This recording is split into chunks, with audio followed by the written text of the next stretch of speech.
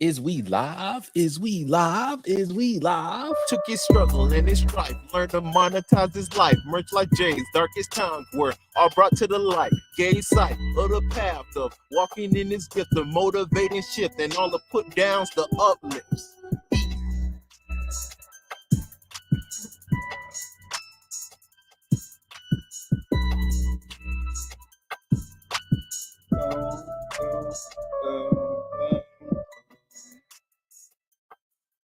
Hey, oh, what? Hey, oh, yeah.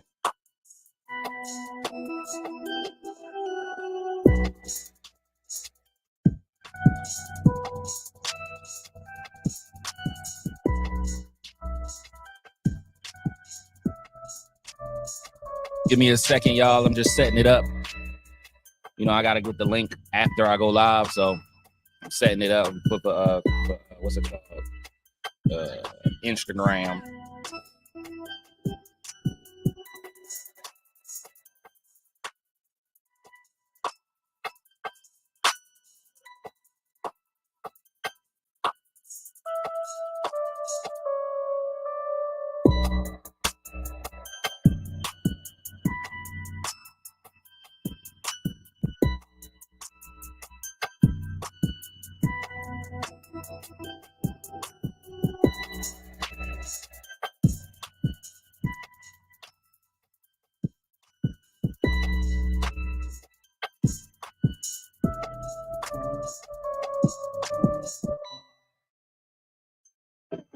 You want water?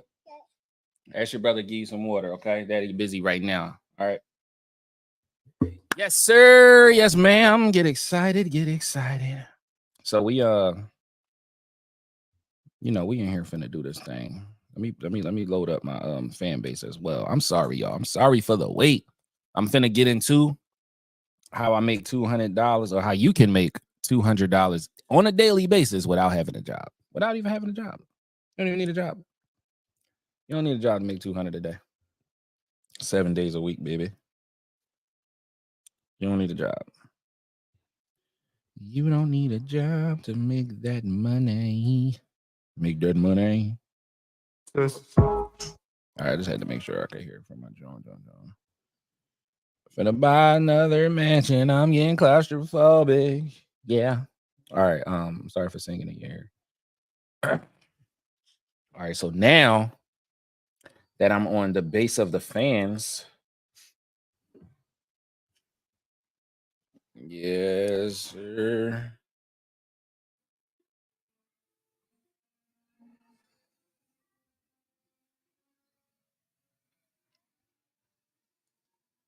How to make $200 daily without a job. How to make $200 daily without a job.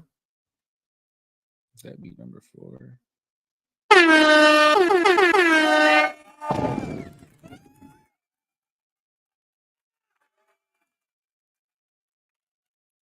Yeah, get excited. You hear him cheering me on.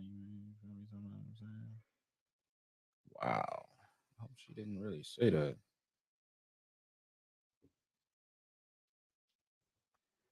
Took a struggle and his strife, learned to monetize his life.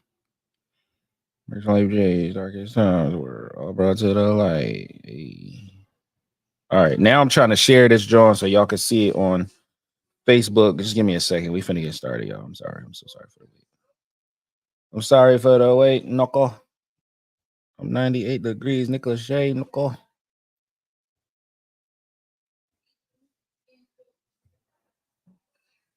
Bro, where is the share button? Oh, here you go. All right, bet. So, how to make $200 on a daily basis without having a job? That's what this live or this episode is about. And if you watch it on Fanbase, I appreciate the love. I appreciate you coming here and giving me any type of support that you have given already. I appreciate you giving it again. You already know. Oh, it's 3 people in here now. Hold up. If you're watching on Twitch, please give a comment so I know where you're watching from. If you're watching on Facebook, just put the FB in the comment. If you're watching on YouTube, put the YT in the comment so I know who you are, where you at. and where you watching from, man. I'm gonna share my screen right now, and I'm gonna show y'all a part of. Well, this is the intro to how to make $200 on a daily, without having a job.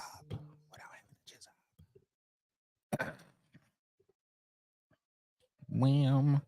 All right, so this is from 2 years ago, and this particular log was me making $200. So it's 4 minutes and 23 seconds long. I'm sure you. All right, wham. The way this works, I step outside, I see people, I pitch them. Right now, I'm about to go to the supermarket because it's guaranteed to be people there. I'm gonna pitch every person breathing in that joint, even the people that work there. They're gonna ask me how much. I'm gonna tell them the price. They might buy one, they might buy three. Get excited though, because I got 9 books. Probably got about 30 oils. I haven't counted them, but I'm not going in the house until I reach a 3-digit number. Collected. Let's go. I have 0 beverages, 0 water. It's 90 degrees. I got on sweatpants. Let's go. Get excited. Merch God in action. You already know. Hey, yo. All right. So I sold 1 book inside the Fresh Grocer for $12. My books cost me virtually $4 to retrieve, to print, and to have in my possession. It cost me $4. So I'm $8 up, y'all. And I got 8 books left. Let's go. Plus, I ain't selling no oils yet. Get excited. I know he ain't crashed into the building, B. Not the building, B. Damn, what the fuck happened? Did he crash into the building? How? You're not supposed to drink this early in the daytime. Damn. I'm gonna let y'all see this angle because this shit look crazy. 51st and Woodland Avenue for you. God damn it. He hit the damn ground so hard, the window up the top broke. It's like, no, this shit crazy. 2 moments later. All right, so we got a small update. Apparently, everybody got a table on Woodland Ave now. Get excited. But I got 1, 2, 3, 4 book left. 4 book left. And, you know, small, where we at? I'm really not sure. I know I got a bunch of 20s in the book bag, but I haven't counted it. I feel like counting the money while you in the mix gets you a little comfortable. Like if I know I got $85 and I know my goal was $100, I might start chilling a little bit. I'm not gonna lie. So let's pretend we got a dub. Let's pretend we got $20. And let's go get this other 80 ball. You already know. 5 minutes later. Man, listen here. If I'm not the merch god, you must be tripping. All right, so I got 3 books left. Get excited. And I sold that one for a dub. She didn't even let me finish talking. I said, ask me how much. She said, how much? I said, well, online, it's 1965. Because that's the year Malcolm X was murdered. She pulled out a dub and said, keep the change. Let's go. Yes. Yes. What up, bro? How you feel? You working hard today or hardly working? As you should. Me too. You already know. Get excited, man. Uno book left. Uno. Buco. Lefto. I don't know if any of those are Spanish words except uno, but get excited. We about to slide in this next door. You already know. 10 seconds later. All I got is oils, man. That's all I got. Stop playing with the god of merch like he won't put the in his hand, go outside, get rid of it. You know what I'm saying? Come back with that paper, baby. By the way, the paper's all in the book bag. Because the way these sweatpants set up, I got 4 oils for men on this side. I got 4 oils for ladies on that side. I got 2 phones in the back pocket. Oh.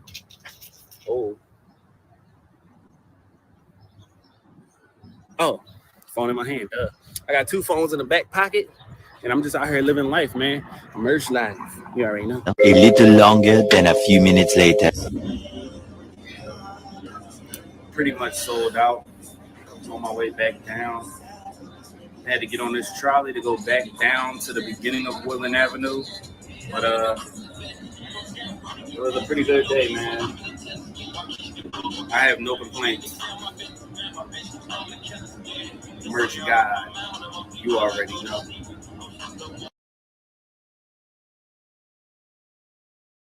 Producers, if you want to try Arcade, this is the best time.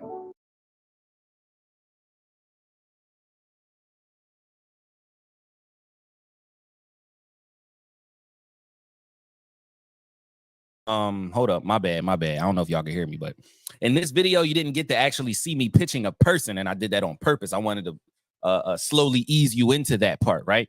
Now, if we continue and move forward, what up, Jonathan, down in the basement? How you feel? Thanks for coming through. I'm following you now. You already know.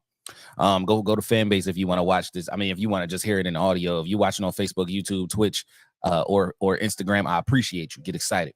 So this next video, y'all, is a video of me actually pitch. You get to actually see me pitch people, right? So how to make $200 on a daily basis without having a job. This is what I do every day, bro. So we're going to get to how to do that. But right now, I just want to show you me actually doing it, right? I want to show you me actually doing it. Let me hit escape. And let me go to the video that I'm talking about. So I have several merch bars. All right, Wham. The way this works. This one right here that I'm about to show you is amazing. This is when I collected $500 in less than 10 minutes.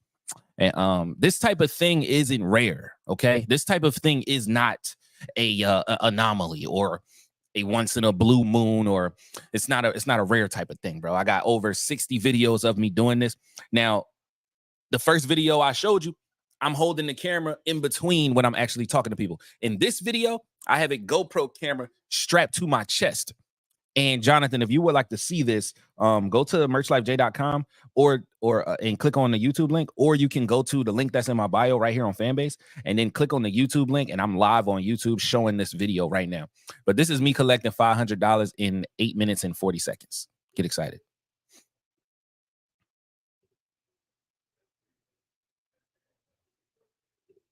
What's up, boss? How you feel?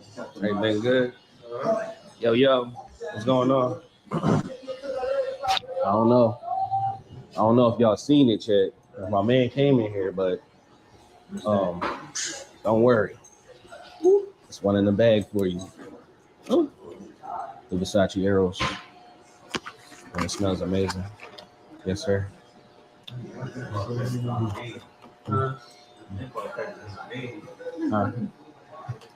You said what? I tried, man. I tried. You heard what he said? The barber in the barbershop said, your impulse factor is on a bean. Now, what he was talking about, he didn't really word it correctly, but he did know what he was talking about. So the 4 factors of impulse is what I use to actually sell these products or these services to people. One of them is the fear of loss. The second one is the indifference of attitude. The third one is the greed factor. And the last one is the sense of urgency. Me walking in that building and basically not saying I'm selling something. You know, the average dude, they going to just splurt out the name of whatever they're selling. You might hear somebody walk in a barbershop in Philly and be like, DVDs, CDs, rap DVDs, smack DVDs. They might walk in and be like, dollar socks. I got socks for $1, y'all. Socks for $1. That's them pitching people. I don't pitch people like that. And this is why I make more money than the people I'm talking about. But not to brag. Keep going. I tried. That joint smell nice. But which one is better though? Then I'm gonna leave you alone. It's the YSL. It's called Y. Oh. When you wear that, she gonna be like, you know, why do you smell that nice? Oh, spray it on. Yeah. I'll be doing that for $125. So both I do 2 for $200. So it's like a bean. Well, pissed. What?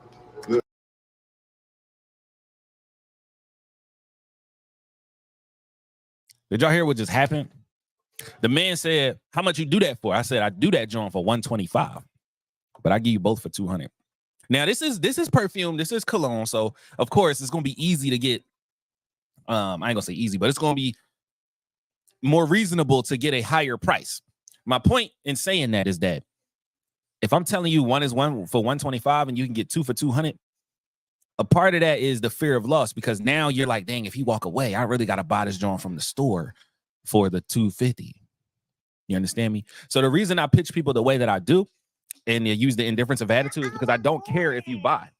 I don't care if you specifically, the person I'm talking to. Here, you have some water. Thank you. Next time, say please. I don't care if you specifically, the person I'm talking to, buys, because I know that I'm going to keep pitching people until someone buys, right? So I'm not thirsty while I'm talking to you. And that alone makes you feel like, well, dang, do he like, he will walk away. Like if I tell him I got $80, he really will walk away. Yes, I really will walk away because it's somebody down the street that's going to give me 130. Get excited.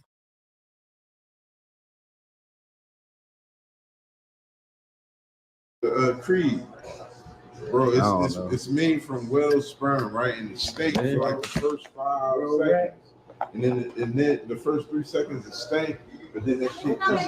They be going crazy over that Creed. Oh, you just want to see what it's. You just want to see what the hype about, huh? Creed that works. Yeah, you gotta let that joint sit for a second. Yeah, I'm about to say because like right now it's not giving you that. You gotta smell the bottle. Because everybody be so hyped over Creed and all. Right. Oh yeah, they do. They be super hype about that joint. Few moments later. My cash at Merch Life J, like on my hoodie. Rich like J? No, Merch. Oh, MERCHLIFE. It's right here. Merch Life. You got any of the latest Javante Jones? Nah, I can get them though. Too. Yeah. $20. Yeah. It's not good. Yeah. Unless you like the Fabulous better. Yeah. So it's like 180. So I mean 190, yeah, 190. For that and that, right? Yeah. All right, bet. My cash app, that's me right here. It's Merch Life. MER, you want to type it in? All right. Excuse me.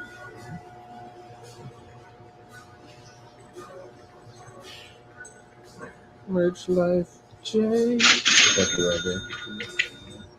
Yes, sir.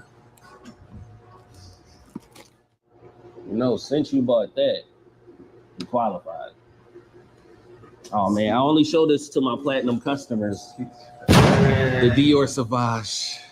They say if you smell like this, focus. Hold up. I'm gonna run it back a couple seconds. Now, after you sell somebody something, right? Whether they spent $1, $1,000, $100, remember there is always a sale hidden. And this is what step number 6 of the 5 steps. I mean, step number 5 of the 5 steps to the conversation is about. Right. So I follow a system called the 4, 5s, and 8s. And in the 5s, I already told you about the 4s, which are the 4 factors of impulse. But in the 5s, the 5 steps to the conversation, the last step is the rehash. This is right after the close, which is step number 4. The rehash stands for remember, everyone has a sale hidden. If you're already in buying mode, you're going to buy something else. It's like when you're at the supermarket, right? You got all your food in the cart. You like, yeah, I'm going to go to self-checkout.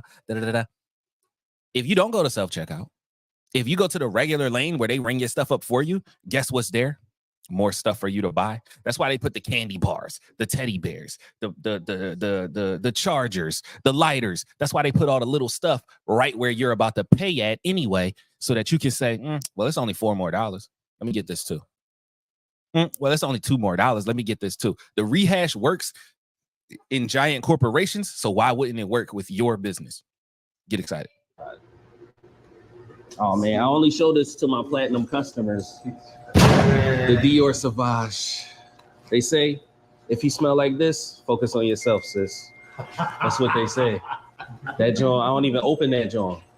That joint is amazing. I'm trying to tell you. That's what they say about that one. And for the más cualificas, this is the Baccarat right here. Wow. You know about that Baccarat, right? The Baccarat. That Baccarat. That Mason Francis. And how much this joint, it's like $5.50 at Mason's. I be doing it $2.50. You already bought like 2 of them. If you like both, I'll make it a small. I was about to say I'll make it a small $2.20 for this and that. That's a What you wanna? he said now. I mean, now, see, you want the same thing that I want. You know what I'm Dang, I only saying? got one. What you want? The Dior? No, I wanted that rock. I mean, I got the oud too. You got another Baccarat, right? Yeah. See, there's another Baccarat just walked in the room. They swallowed it. I didn't even know that was gonna happen. I didn't even know that was gonna Right in happen. the nick of time. It's the ooh joint. That's how you know what I'm saying? He put it out. That's crazy. Right there. Yeah. Right. You got the Creed?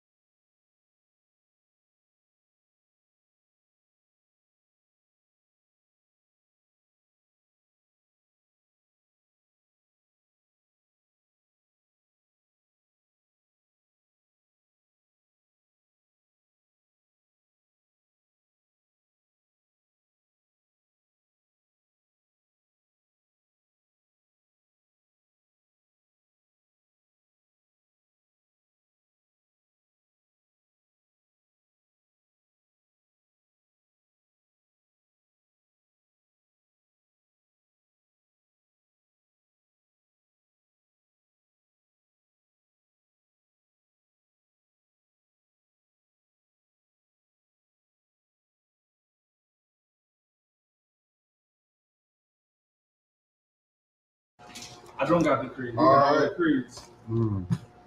I don't got all the creeds. They gone. Well, I'm getting later though.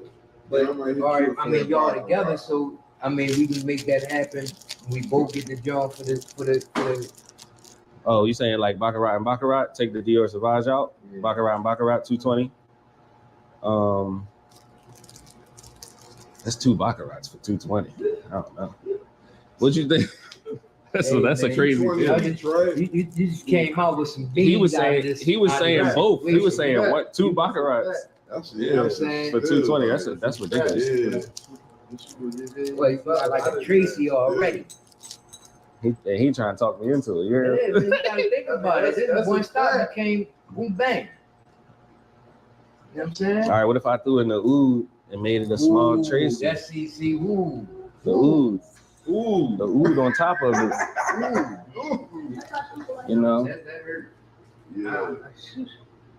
I can't. I mean, Oh yeah, I can't split the oud. All right. So look, if you get the oud, I get him the YSL, and we'll just make it 320 between both of y'all. That's a good deal. 2 Baccarats, 3 Baccarats, and this joint. That's ridiculous. Because look, you getting this what you're doing. This what you're doing. That red one, this rouge, both of the rouges, this joint, and the YSL. both of the red. Oh, let me put it in my So hand. look. Yeah. We talking about. So we talking 320 for that right there. 320 for all Now, That's ridiculous. yeah. It is. I gotta keep this though. I gotta keep this though. It is. It is. But no, I mean it's like really you want, know, I it's really just want like to keep it big. I want to rock, and the other thing take like first. I wasn't trying to buy no clothes, so let's start there. Boom, we there, and now we entertaining some other situation. I don't want to add the YSL in there. on to the situation that I ain't even really kind of. You know, I can dig it. I can dig it. I can dig it. What we doing? What number you said? For them 4 right there? Oh, you said you take it. No, we're gonna take So you this ain't off. worry about them. All right, We're bet. gonna take this off. Oh, just the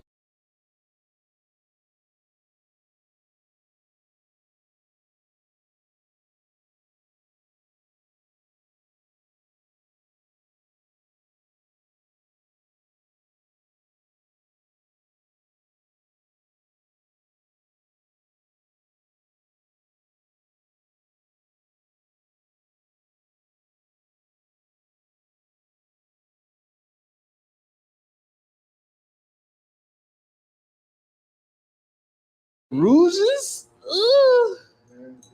Hey, What you man, said? You said- and the bag was dropped already. And it's oh, okay. Yeah, I told you that, Joe. That stay in the. They don't even show that to people. Like, I would have just, you know. put straight and put that. Yeah. But All right, so since y'all did all that, we could. What you said? You said 250 for both. You said, no, that wasn't what you said. You said it was 220, wasn't it? It was. Yeah, It was. I tried 250, but you know, that's. All right, man. We can do that, man. All right. Yo, you ready? I'm going, what y'all getting in? That motherfucking. Ooh, appreciate you. Yes, yo, tell you my number in case you need me. Always asking me what I got on. They be like, "Hey, Brandon, what you got on?" Don't worry about it. Don't worry about it, Don't worry sweetheart. about it, sweetheart. Don't worry about Don't worry it. about it. Yeah, man. So That's that right there. All right, man. So that's how you do that thing, right? That's how you do that. When you rehash someone, you always make sure that you still keep that impulse high. And how do you keep the impulse high? You treat them like you never pitched them all day, but you want to show them the new product as if it is exclusive and they couldn't have seen this before they made that first purchase. Like when I told them I only show this to my platinum customers, that was sort of a lie. You know what I mean? That was sort of a lie. I would have showed that to him if, you know, I have certain products that I'm like, yo, I'm only gonna show you this after you buy something.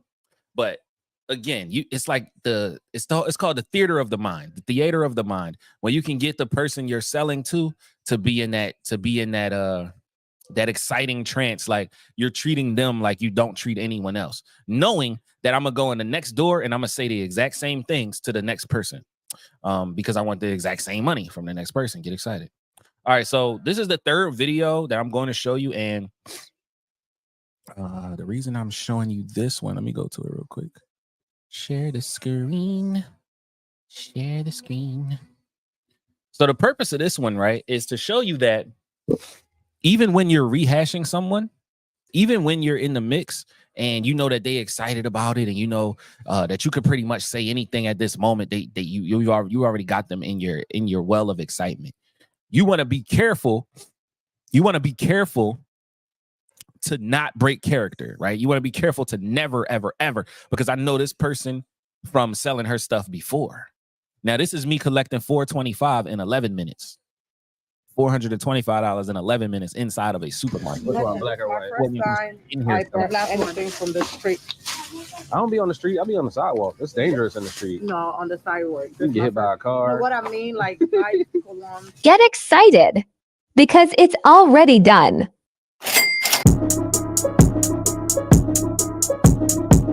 My intro at the time. I'm sorry, it's weird. What up, sunshine? Hey, how are you? How are you? How are you? Long time, I see. I got something new for you though. But don't buy it. Don't buy it. Tell me what you think. Yeah, it's the Gucci Blue. And it smells amazing. I'm not approving him of being no CSL. You got that one? Yeah, that's a banger. You know, I got all the Tom Fords in the bag. The Bulgari, you know. Versace Bright Crystal. The YSL Black Opium. You know, Michael Kors. Ooh, it's the sexy amber. What you wear though? Dior. Which one? The Dior Sauvage? Yeah. I think you got Dior Sauvage? You got Dior Sauvage? I sold the Sauvage I had earlier. Sauvage too. I'm sorry. You guys just No, my guy disappear, like, outside. He just you guys just disappear. We ain't disappear. It was the COVID. All right, so which one? The reason that lost cherry? No, hold up. It smells good. Not Michael Kors. Hold up. This lady asked for a Dior Sauvage. She asked for a Dior Sauvage, and then her friend wanted one too. The reason that is significant that we actually didn't have Dior Sauvage that day at all. We didn't have it that day at all. I didn't have no Dior Sauvage. I'm saying one more time, I had zero Dior Sauvage. I'm talking about before her, during her, and after her, I didn't have none. But I told her I sold the one I had today. And what did he say? My guy outside, he just bought the one that I had. Why are we doing that? We're doing that because of the 4 factors of impulse. The greed factor, which is the G. Remember the word FIGS to remember the 4 factors of impulse. Fear of loss, indifference of attitude, greed factor, and sense of urgency. The greed factor states that people only want to buy something after someone else bought it. People want to buy something even more when they see other people are buying it. Nobody wants to be first, but everybody wants to keep up with the Joneses, right? And that's the effect you give when you tell someone, oh, the joint you looking for, somebody just bought it. Now she is digging through the bag herself. She's not waiting for me to pull nothing out. Now she's like, man, I got to get something from you before I miss out again. Just like I missed out on that Dior Sauvage. You feel me? So get excited. Yeah, Which one, that one? Yeah. This smells so good. Yeah, and I only got one. I think I got two of that lost cherry though left. It smells so good. Yeah. And you know, the price is amazing. How much is the price? Which one? That one? In the store, $115. I be doing it for $65, but since it's you, I make it only $50 for you.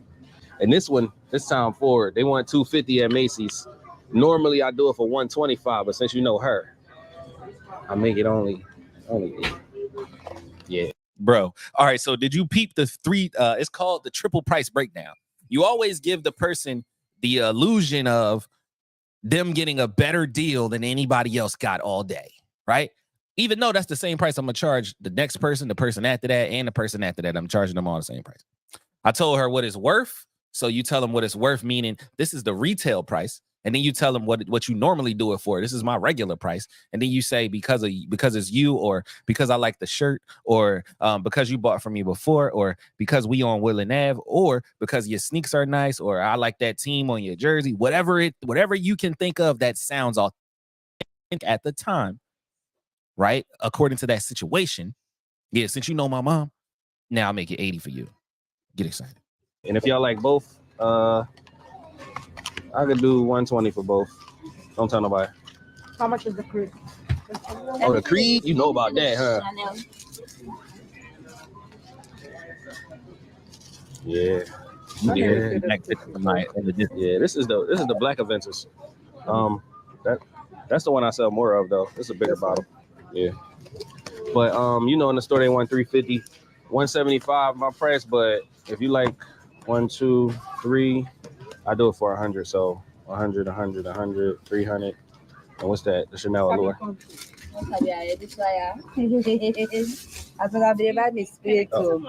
I'm sorry. I'm all in the way. But he just And you know, for your boo, the Versace Eros and the Eros Flame. Yeah, you know about the Versace. Yes. It's for the guys.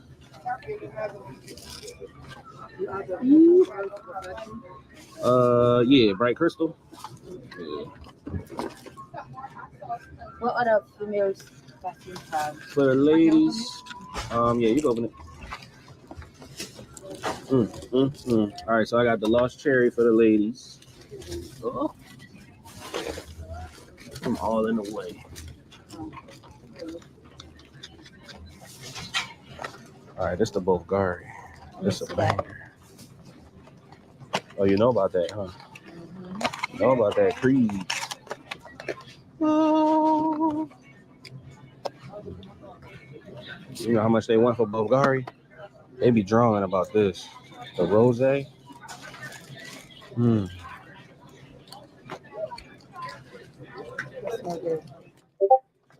So how much discount you gonna give me?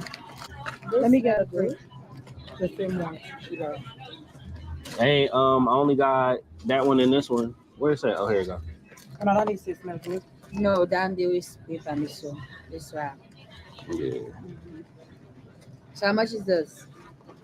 You want this? Yes.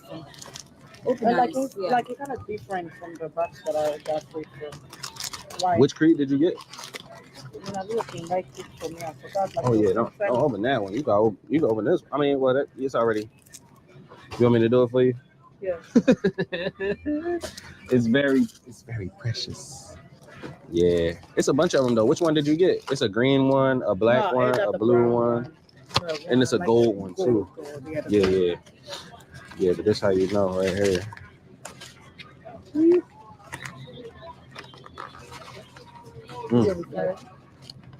Smell good? You gotta spray the box.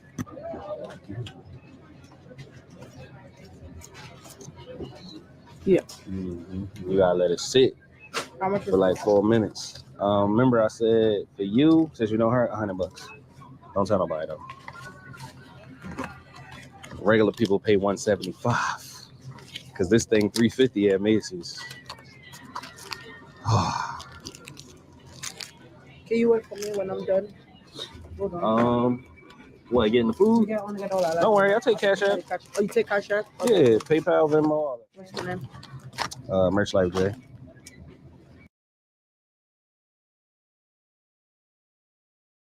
Can you wait for me until I'm done? Do you really think I'm about to stand inside of the supermarket until you're done food shopping for your household for you to buy this perfume? You know how many things you're going to think of that you got to pay for by the time you're done shopping? You know how many bills going to pop up in your head? Do you know how much impulse is going to fall away about this perfume? Do you know how many times you're not going to smell it no more? I ain't about to wait for you. And you're going to take about 30, 45 minutes. So the art of suggestion is another thing that we use to make this type of money on a daily basis. The art of suggestion. When someone says, yo, can you wait until I'm done getting my haircut? Or can you wait till I'm done shopping? Or I don't got no money. I don't got no cash. Bro, you don't even need no cash. All you need is Cash App or Apple Pay. I got my phone. Just like I told the lady in this video. Oh, don't worry. I got Cash App. And if she would have said, I don't got Cash App, I would have said, yeah, I got Venmo too. Or I got Apple Pay. Or I got Google Pay. And all the way down to, I've even sold something to someone by telling them, you can accept payments on Facebook. Yeah. I'm going to send you a friend request. What's your Facebook name? Because they didn't have Cash App, Venmo, Apple Pay, none of that. So the dude sent me the money on Facebook, y'all. The art of suggestion will get you more money. That's the point. Get excited. So we're going to finish this video.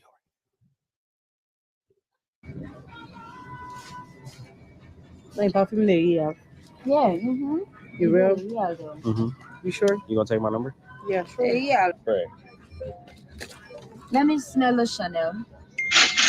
This smells good. All right. I never smelled it. Never smelled it? Oh, Allure. I smelled Allure, but this is the Allure Sport.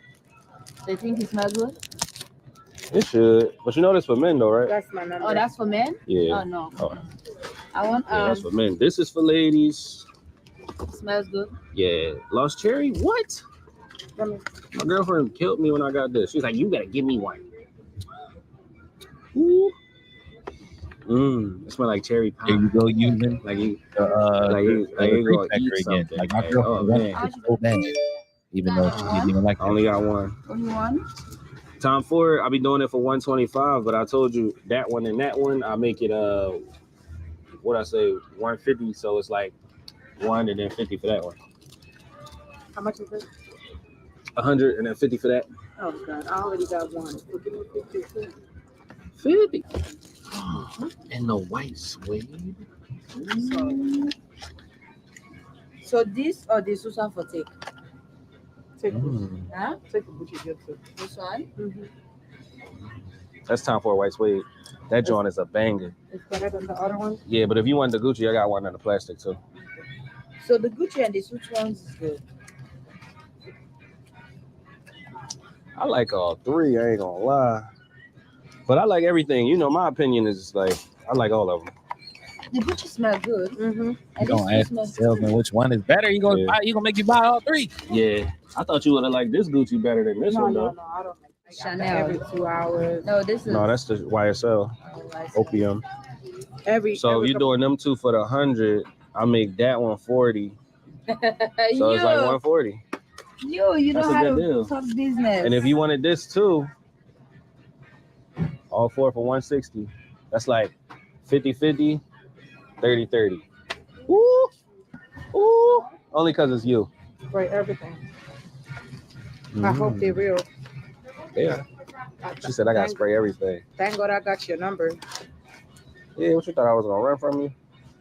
I just called you and I just catch up you. Yeah. Oh, you called me? Okay. I was not expecting you. I know. Y'all never expected me. I know. No, that's my So- first time. I be seeing you be traveling a lot. Who, me? Oh, you be out, don't you? Who, me? Yeah. I be seeing on the ground. Oh, you need a bag? Yeah. Which one, black or My white? first time I brought black one. anything from the street. I don't be on the street. I be on the sidewalk. It's dangerous in the street. No, on the sidewalk. You can get hit by a No, car. what I mean, like I cologne from like Oh. Oh, from like me. Right, good. And you know, since you bought that, you qualified. okay. No, I'm gonna Oh, man. keep calling you now anytime, okay? But when you get the thing that I export, this is my favorite. It's a men cologne, Oh, you but ain't, I like it. You sent me for the cherry too? That's me. No, that's me.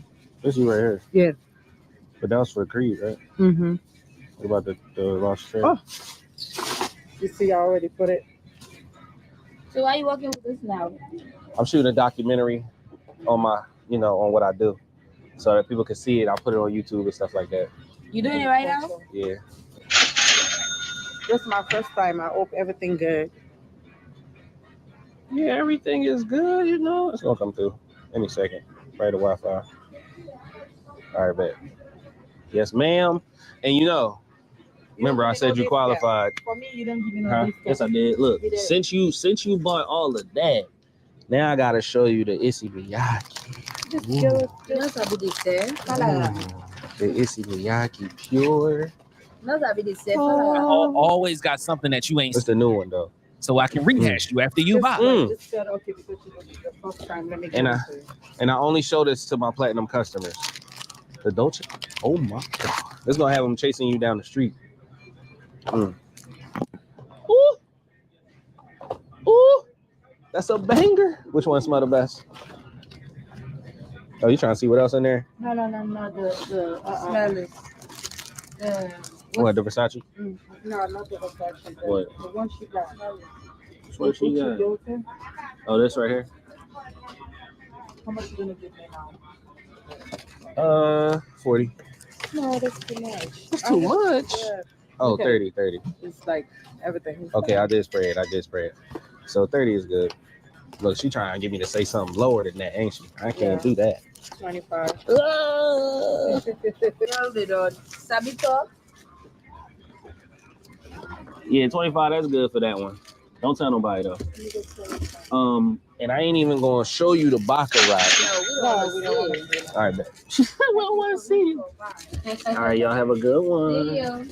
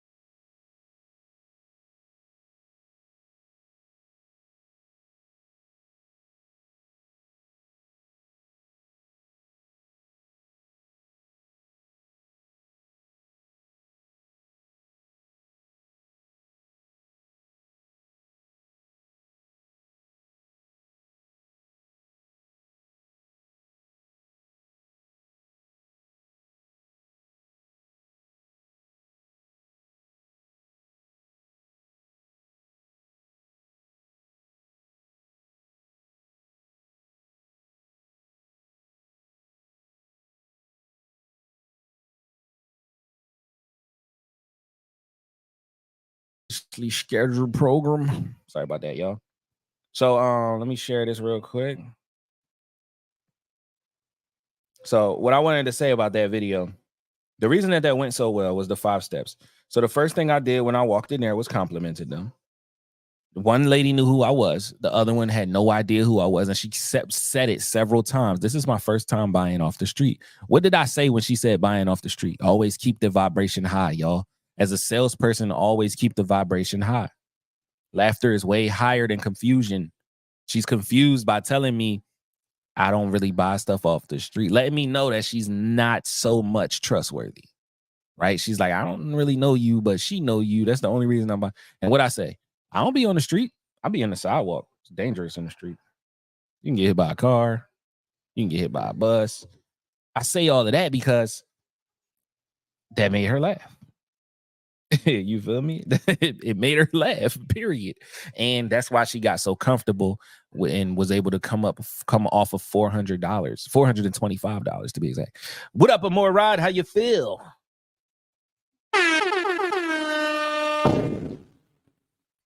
I guess. Oh, blessed. You know the rest. Yes, sir. Yes, sir. Yeah, if you're watching from Facebook, YouTube, Twitch, or Twitter, I appreciate you coming through. Right now, I was talking to somebody that's on Fanbase. My cousin is my cousin brother, so my brother, if that makes sense. But yeah, y'all. So last video I'm gonna show you, and then I'm gonna get up out of here. And I'm gonna talk to you more about the system.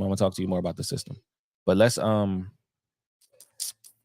let's get into this next video. And it's not as long. That's what she said. I hope that's not what she said. But the video is not as long as the other two. This is the one we just watched is the longest one. That was 11 minutes and 28 seconds. And I don't know why it took me 11 minutes to collect that 425, but get it. All right. Now, this is me just on a regular day. This is not a big number collected, but it's a quick sale, and it happens in a store that I'm really not supposed to or allowed to sell stuff inside of. So as an entrepreneur, as a salesperson, as someone who has a product or a service, I would like you to see this so you can understand how to use the conversation, because it's only a conversation. Remember, it's not a sales pitch. Here, ask Zayden to put something in here, okay? Go ahead. Sorry, my son wanted some water. So he a thirsty young boy. He always want water. So it's just a conversation, y'all. That's all it is. You're not selling something. You're just talking to the people. And here it goes. Why is it in the middle of the video?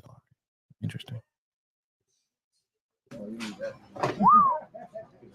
What's up, miss? How are you? I'm blessed. How are you? I'm good. I'm chilling. You know, I brought your favorite. Yeah, this is a GoPro. I'm shooting a documentary on Merch Life. You already know.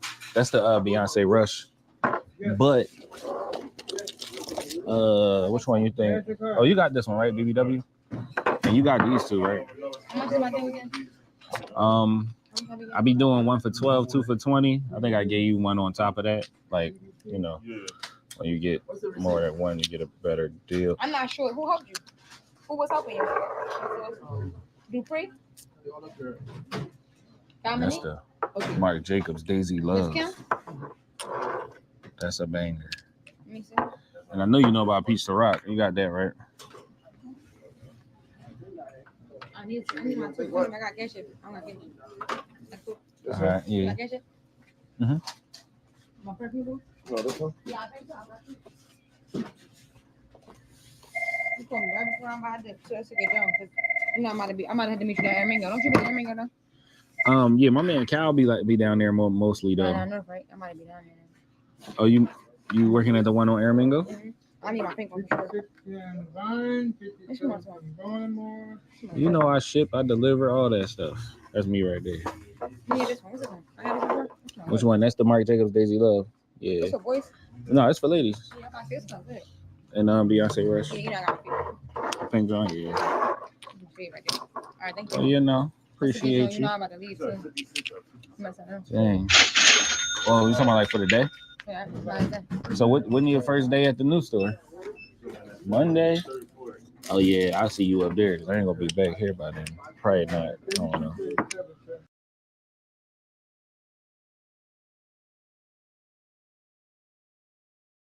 So you see how that quick little $20 happened in 2 minutes.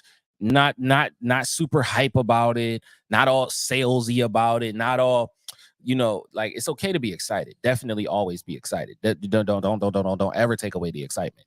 But if you're using the smile, the eye contact, and the excitement, you can read the person and you start to mimic them. Stay on the level that the person you're pitching is on. So if she would have said a curse word, I would have said a curse word. If she would have been like loud and obnoxious, then I would have been loud and obnoxious. But because she was cool, calm, and collected, she at work, she ain't really trying to make too much noise, have her manager come out, tell me I can't sell that in here, probably write her up. She ain't trying to do none of that. You see how smooth that went? Because she was smooth, I had to be smooth. So that's called, for the purpose of learning, that's called to read, relax, and relate. That's called the triple R. So when you're selling your product, always remember to be the thermometer, not the thermostat. Okay? You have to be the thermometer, not the thermostat. You don't set the temperature, the customer does. But when the customer sets that temperature, you have to match that temperature, because when you're on the same vibration, you damn near gonna collect that payment. Get excited. You already know. All right, so I said that was the last one, but I got a bonus video for you guys. I'm gonna go to it real quick, and I do want to take some questions, and I definitely want to have a conversation about how it is that I'm able to do this, and how I'm able to do this inside of places like this. So this right here, this video I'm about to show you, me walking inside of a dentist office, another place I'm not supposed to sell stuff at, another place that says no soliciting, you can't do that in here, and I'm gonna call the police. Another place that does that. But watch how quickly I got in and out, like a thief in the night. When he started, you could have told him.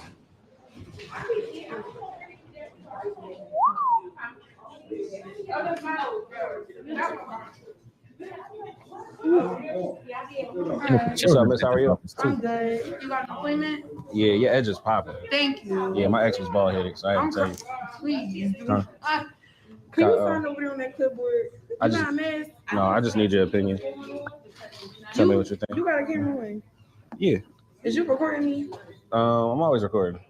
It's a camera right here, recording you too. No, that's for security purposes, not for YouTube or whatever you're doing. But it smells good. That's a banger, I know. Yeah, this one smells good. But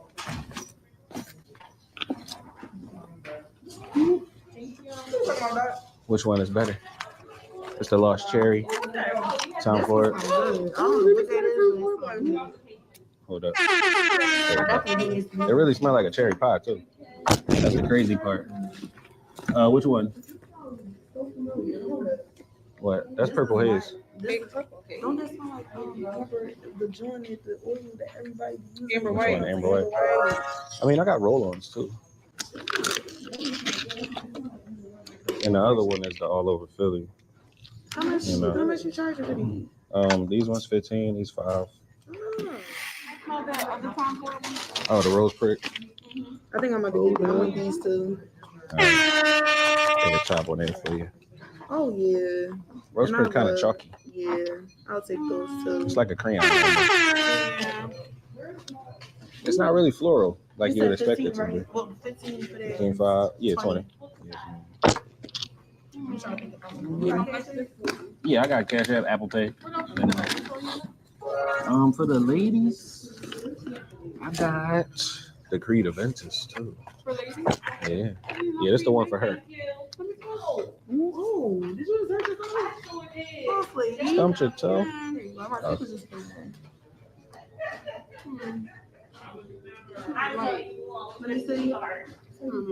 Real quick, Cash App. You already know.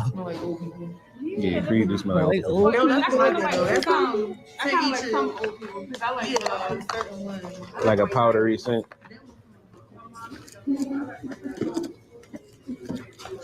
Oh yeah, Red Door and White Diamond. They is old people joint. All right, bet. Appreciate you. Yes, I appreciate you. And you know, since you bought that, you qualified. It's called BBW. Yeah, that's called BBW. It stands for Bath and Body Works. Wait a minute, why you laugh? Don't be mean. And I know you smelled this before. Victoria's Secret So Sexy. Victoria's Secret So Sexy. That's a banger. Let me see. This smells like fresh and clean. I love clean. Well, you know, if you like these two, it's only 8 since you bought that. I just spent $20. Oh, yeah. Appreciate you. You'll see me again. All right, then. There we go. They about to get in trouble. I hope I ain't do it. All right, now if you look in the corner when I was exiting out the room, the lady was about to come at her neck. I don't know if that was her boss. I don't know if that was her manager, whatever it was, but she definitely got in trouble for buying that. And look, I ain't upset. You know, I got to get it how I live. I got a family to feed. She's not going to get fired. They ain't going to let her go because she bought some smell goods, but they are going to tell her, hey, man, listen, when solicitors come in, right, you got to let them know that you can't do that in here, okay? You can step outside and check it out, but you can't do that inside of here, okay? Yeah, man, so that's how you do that there. Before I go, I got anybody that has a question or they want to come on, they can actually come on camera and speak. I'm gonna put this link in the chat right now, you guys. If you want to come on here, click that link, come into the StreamYard, and I will bring you on camera and we can discuss what just happened, what transpired, what went on, what went down right before your eyes, and how it actually happened step by step. My man Rod, what up, bro?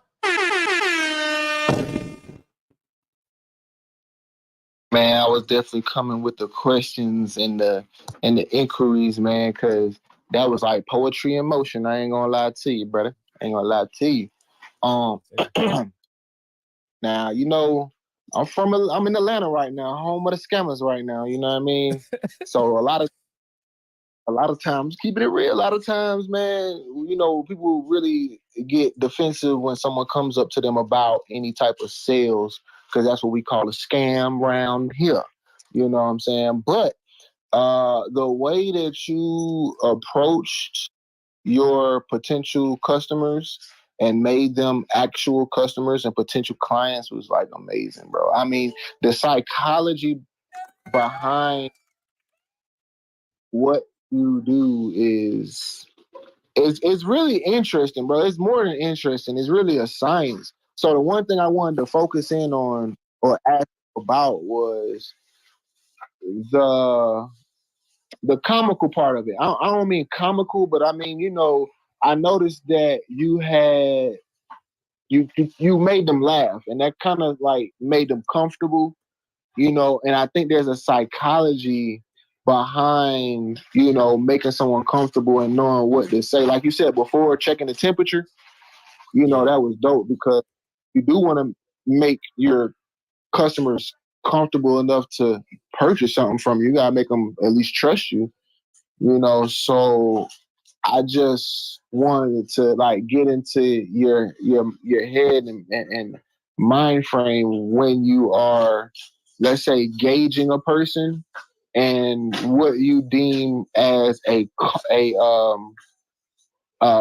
comfortable tactic. Not a comfortable tactic for you, but like, how do you know, all right, this is how I'm gonna get them loosened up, versus just, you know, matching a temperature? Like, how do you get them to loosen up like that?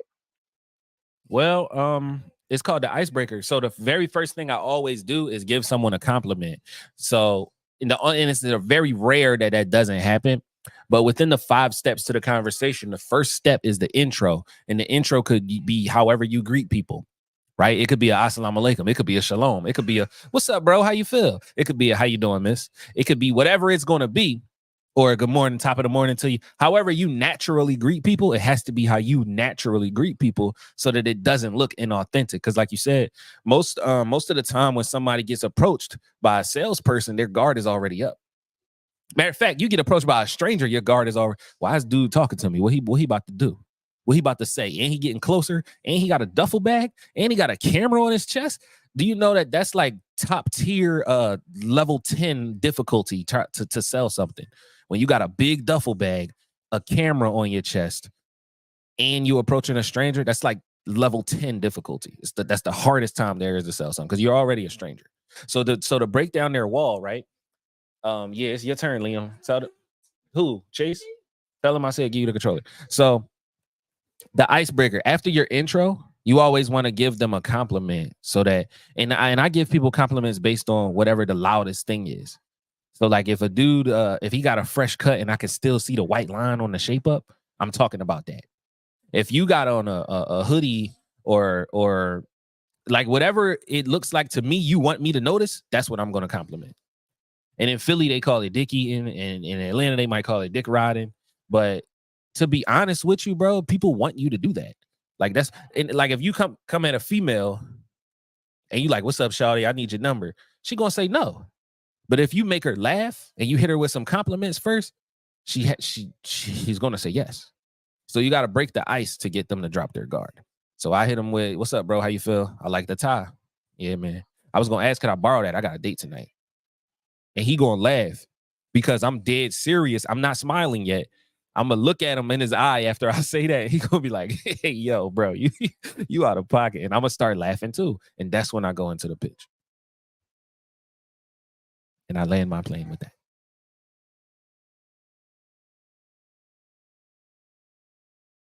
Right. So I heard paying attention to detail.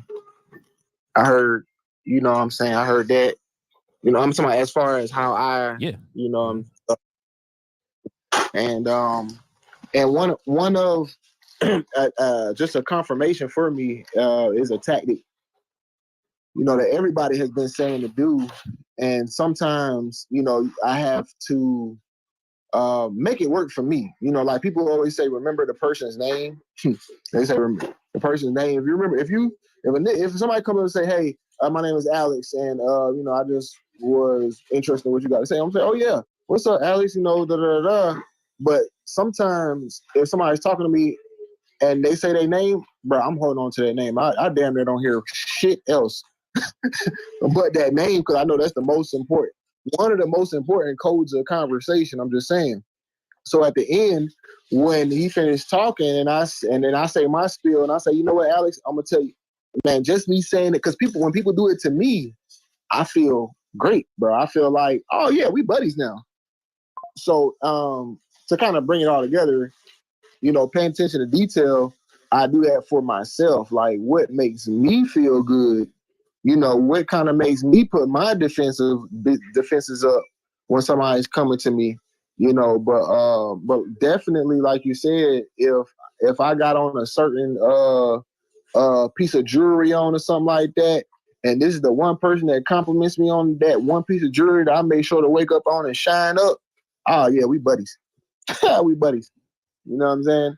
So that's definitely a great tip to pay attention to detail. And you know, really stick to your confidence, because you got a lot of it, brother. Yes, sir. And I'm gonna be 1,000% honest with y'all. I actually have a video full of no's just to let people know that this does not work every single time. And it for me, so like there's a pitch to sale ratio that I like to always remember. For someone like me that's been doing this since 2010, it's now 2024. Every time I talk to 10 people, 3 to 5 of them are going to buy something. When I first started out, it was 1 to 20, bro. I had to talk to 19 people to get one sale, right? And now it's different because I've been doing it for so long. But I kind of want to show you that video with the nose, just so you can see like how to handle when people say, bro, if you don't want the fuck out of my face, dog, like what are you talking about? Like people will curse you out too, but you got to be able to handle that also and roll with them punches. Because like I said, I got a 4-minute video of all no's. Would y'all like to hear that or see that too? Let me know, because we don't got to watch it. We can, though, if you want to see that, Joe. You want to hear that, Joe, my man?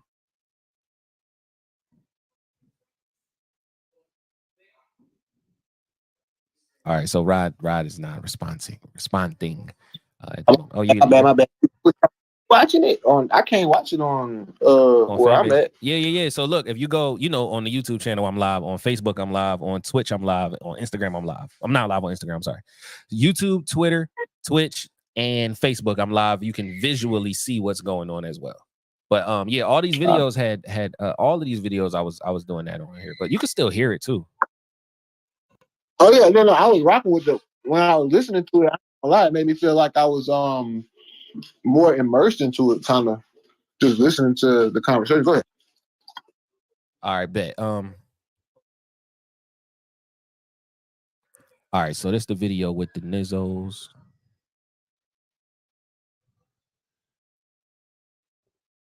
And here Wait, hold on. I gotta share the screen.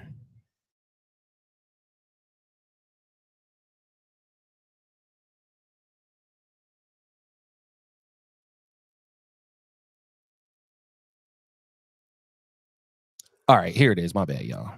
All right, man. So everybody be like, you only post the videos where you selling a bunch of stuff. You only see, the highlights, and you don't post when they be saying, "Oh, I'm good, get out of here." So here's 4 minutes straight of people telling me no. Get excited. Gosh.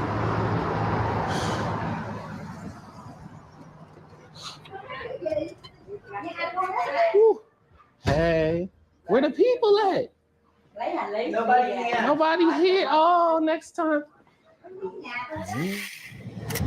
What's up, bro? How you feel? Whew. Whoa. What's up, people? How you feel? Miss. How are you? Best hair I've seen all day. Really? I was just telling you. What you taking Yeah, pictures no, I'm kidding. Of You course. take my picture? I already know. I can Tell me what you think. Yeah, so good. I don't got no money. Can I get It's my wedding anniversary today. I have no money. I just pay my mortgage. Can I get something you've been sampling? You don't need no money. All you need is cash app. I got my phone. Yeah, you do need money because cash will connect to your goddamn account. I got $7 on cash app. I don't like Gucci balloons. This the one I least like. Yes, sir. Hold on. You don't got the Baccarat? I got the Baccarat. This the Baccarat right here. How much this is? You know how much that is. I know how much it is, but can I get it for 10? They want $500 for that thing. I know, but no, I'll be doing it for $250. Yeah. $250 for the Baccarat? Yeah, for the Baccarat. Look. It's not even real. It's the oud too. It's not even real. It is. It's not. It is. All right, let me look up the serial number. It's like a. You gonna pay $250 for it when you find a serial number? Oh no, I only got 20. Oh man. How you doing, man? I like your slippers. You want to trade for the Jordans? They look so comfortable. Oh my gosh. Very soft. You heard about it? I was talking kind of loud. Oh. Tell me what you think. It's the Tom Ford Lost Cherry. And it smells amazing. Yes, ma'am. Why are you wearing a GoPro? Oh, I'm shooting a documentary. Wow. You asked my permission to be on camera? It's a public place. Okay, well, no thank you. You know better than both people put together. And you know the price is amazing. That joint only $50. It's $115 in the store. So but it is open though. I could do it for $45. Don't tell me. You gonna be around here all day? Nah, just until I sell out. I'm almost done. You need like change for 100 or 1,000? Huh? So you need like change for 100 or 1,000? No, it's not that. I'm at work right now. And hold up. I want to say this too, y'all. You have to have situational awareness. When somebody asks you a question like, are you going to be around here all day? Of course the answer is no. I don't care if I am going to be around there all day. We in the middle of 22nd Street in North Philly. Am I going to be around here all day with a bag with $2,000 worth of perfume so you can go get your gun and come back and rob me? You think I'm stupid? That's how stupid you are, because you think I'm stupid. So when people ask you stuff like that, you gotta have situational awareness. When the other lady said, "Why you got on a GoPro?" and I said, "Yeah, I'm shooting a documentary," she said, "Did you ask my permission to record me?" Miss, this is a public place. If you don't want to be recorded, why did you even respond to me when I spoke to you? Enjoy your day. The first lady, she said, "How much is this?" "Oh, I know how much that is." I'm like, "Yeah, it's $250. She's like, "It's not real." I'm like, "Yes, it is." She's like, "No, it's not." I'm like, "Yes, it is." She's like, "Well, I'm gonna check the serial number." All right, so you trying to call my bluff. You trying to see if it's actually real, or if I'm gonna say, "Oh, you know what? It's not real." No, I'm not gonna say that. You're gonna ask about the serial number, and I'm gonna ask, "Do you got the $250 when you find the serial number?" And what she say? "No, I don't got $250. All right, well then give me my product back. You don't need to look up a serial number if you ain't got my money." Get excited about that. I just wanted to put that out there.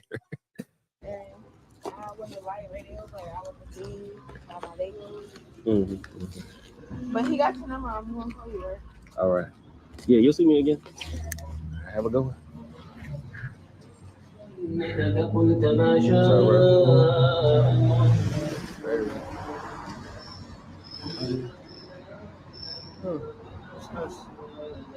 What up, Cappuccino? I want to make some money, man.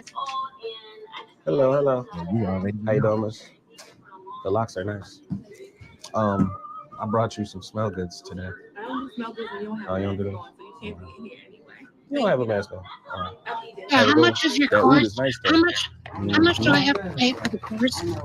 All right, so I'm glad you asked that. So I actually have a book and a course. So the book, everything is $97.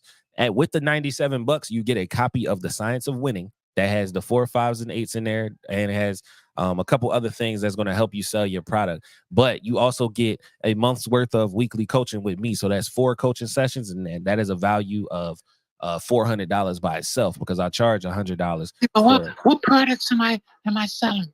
I don't have any products. You don't have a product or a service? No, I just trade on the stock market. I trade options on the stock market. That's how I make money. And I certainly make more than $200 a day. Yeah. It's chicken change. Yeah. That's what I mean. So if you go outside every day and you have a product like a physical product or a service, then I can show you how to make more than $200 every day. And if you trading or if you're doing stock options or if you're doing anything digitally, that's not my lane. I'm not even going to sit here and lie to you and tell you I can help you. Yeah, I'm not. Okay, no problem. Okay, at least I'm saying hello then. Hi. Hey. Well, before you go, I do want to say this. Whatever you do, and you have learned and spent your time, energy, money, that is worth what we call your intellectual property, right?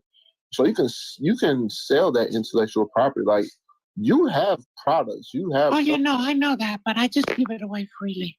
I don't need to sell it. Yeah. That's fine. But what somebody wanted to really wanted your, time. Like I give away free information all the time as a maintenance man. I tell you how to save money, utility bills.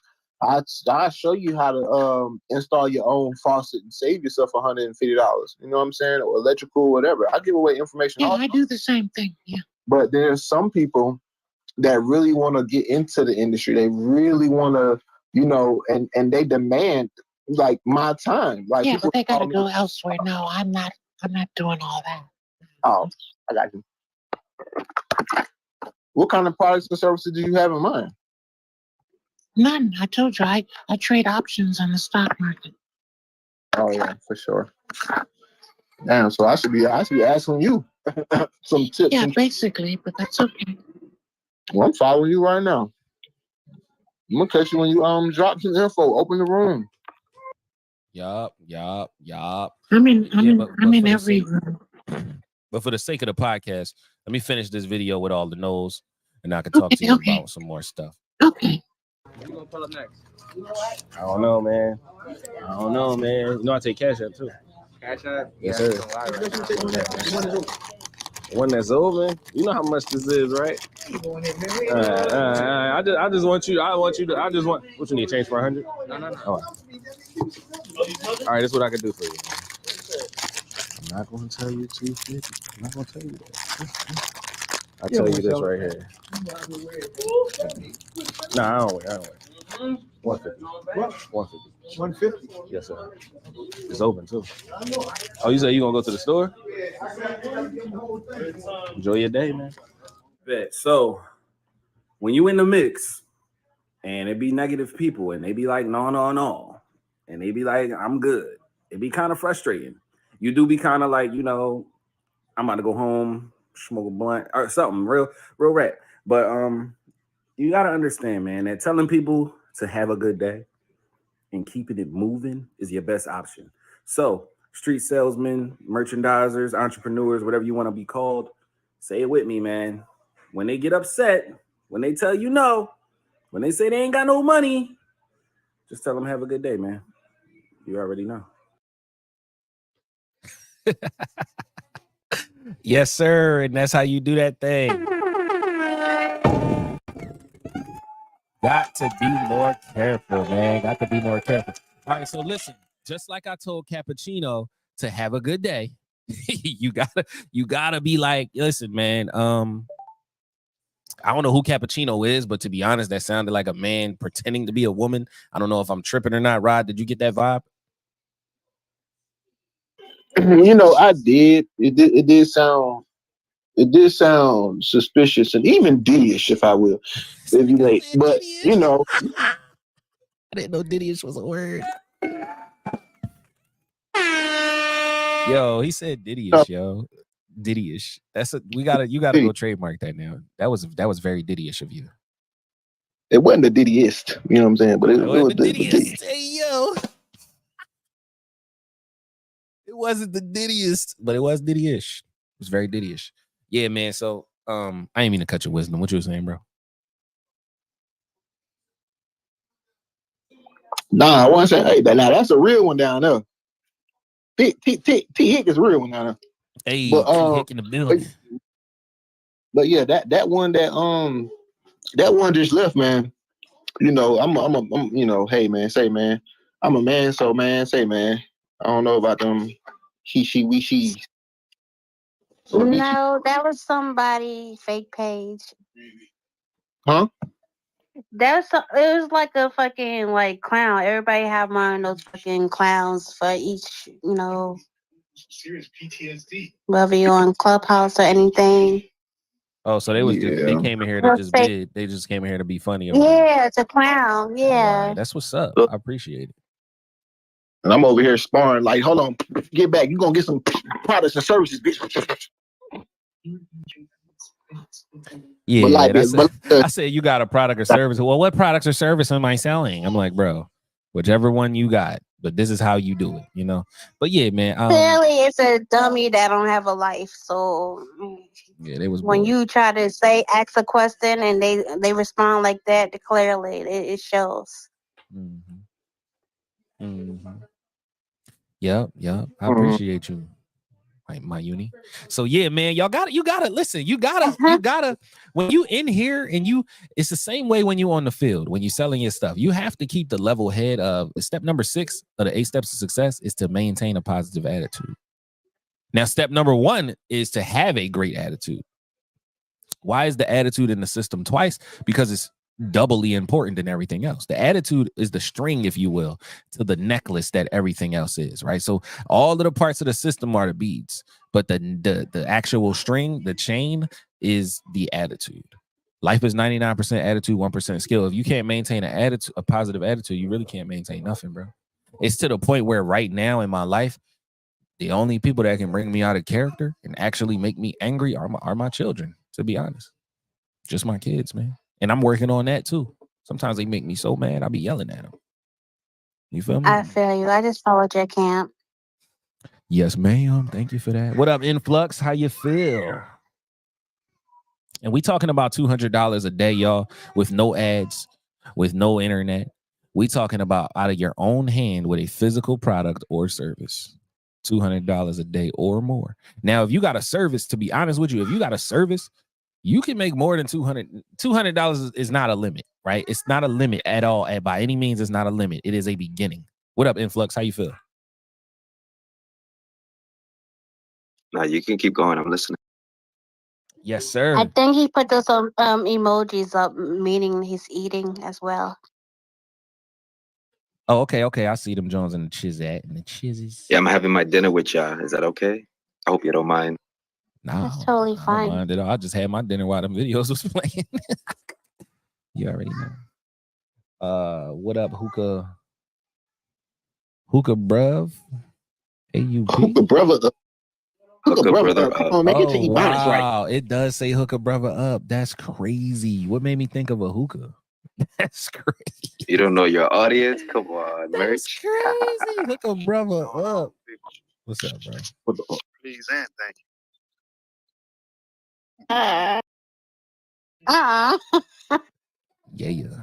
Yeah, man. So we talking about how to make $200 a day or more with your product, service, physically, and you know, it's just one of those things where it's not like riding a bike, right? It's not like riding a bike because you can't forget how to do it, but you can always change how to do it. And I think it's only 1 or 2 ways to ride a bike, honestly. Frontwards, backwards, no hands, with hands. Like it's not too many ways. This is more like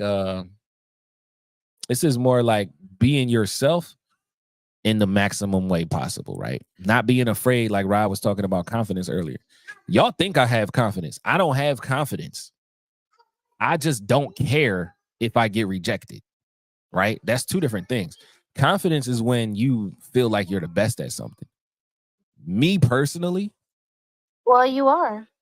Yeah, me personally, I know I'm the best. But I don't use my confidence to go sell stuff. What I use to sell stuff is the system, the 4, 5s, and 8s, the 4 factors of impulse, the 5 steps to the conversation, and the 8 steps to success. You know, and to be honest with you, there is a 9th step to success. It's a secret step, but it's number 9. It's called have fun. If you're not having fun, you're not having funds. Get excited about that. If you're not having fun, you are not having funds.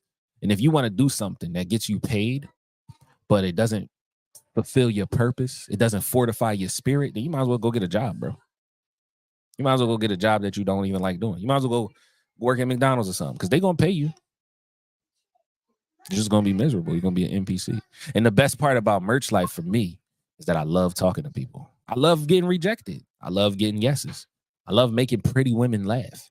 I love making men feel like they had control of the conversation when the whole time I was running their pockets. You feel me? So get excited. I got meant to that, bro. You definitely personify the excitement of selling, bro. I recognize,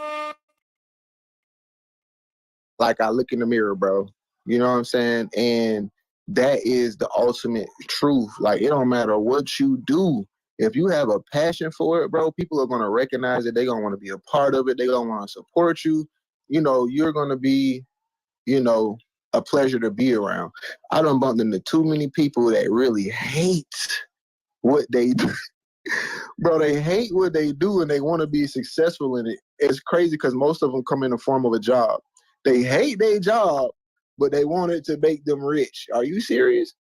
You know what I'm saying? You're not going to be successful if you hate your job. Like, you might get a goddamn raise or some kind of, you know what I'm saying, accolade if you have a passion for it at least. Yeah, and what's crazy about that? Yeah, and what's crazy about that is, like, on a on a quantum physical level, right? I might not be saying that correctly, but on a molecular level, you doing something that you hate, how much do you how much do you think hate is going to give you? You know what I'm saying? Like, how much do you think hate is going to really give you back? Like, hate never works out.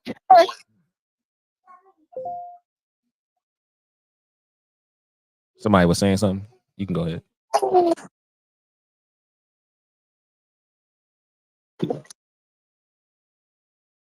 Oh, that was you, bro. What, you dropped the phone or something?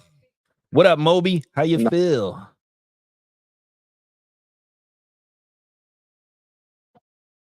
Hello, how are you? Oh, wow. So that's your second page or something? Moby Maximus.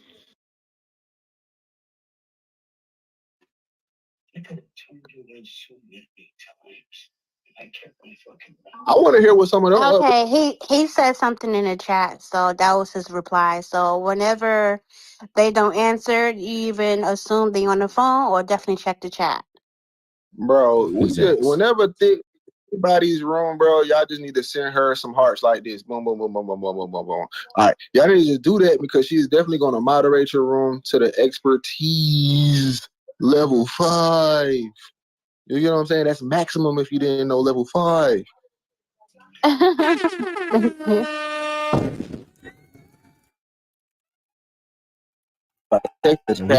We really appreciate you for that too. Yeah, man.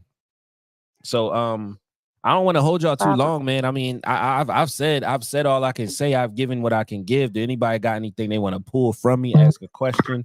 I'm trying to. What it is? What up? What up? How you feel? Chill. I don't know if y'all close the room or not. I just popped up. I was saying, make $200 a day. like a good topic. Yes, sir. So we talking about how to solicit your product or service, you know, going outside and just making that move, man, being confident in yourself and talking to people using the 5 steps to the conversation. You know, every sale isn't a sales pitch. Every sale is a conversation. And that's really what I want to emphasize here today, man. The conversation. Definitely. But yeah, just pitching products. I think definitely a conversation. I'm not gonna say I'm not great. It's not always my objective to try to do a sales pitch, but it's always my objective to have a conversation. So you're right, and I think with even with like sales, you know, for me, it's I have an educational approach, and I educate you even in the print business. Right, I've been printing. I think we was talking about or web development. Sometimes it's educating people enough to know what they need.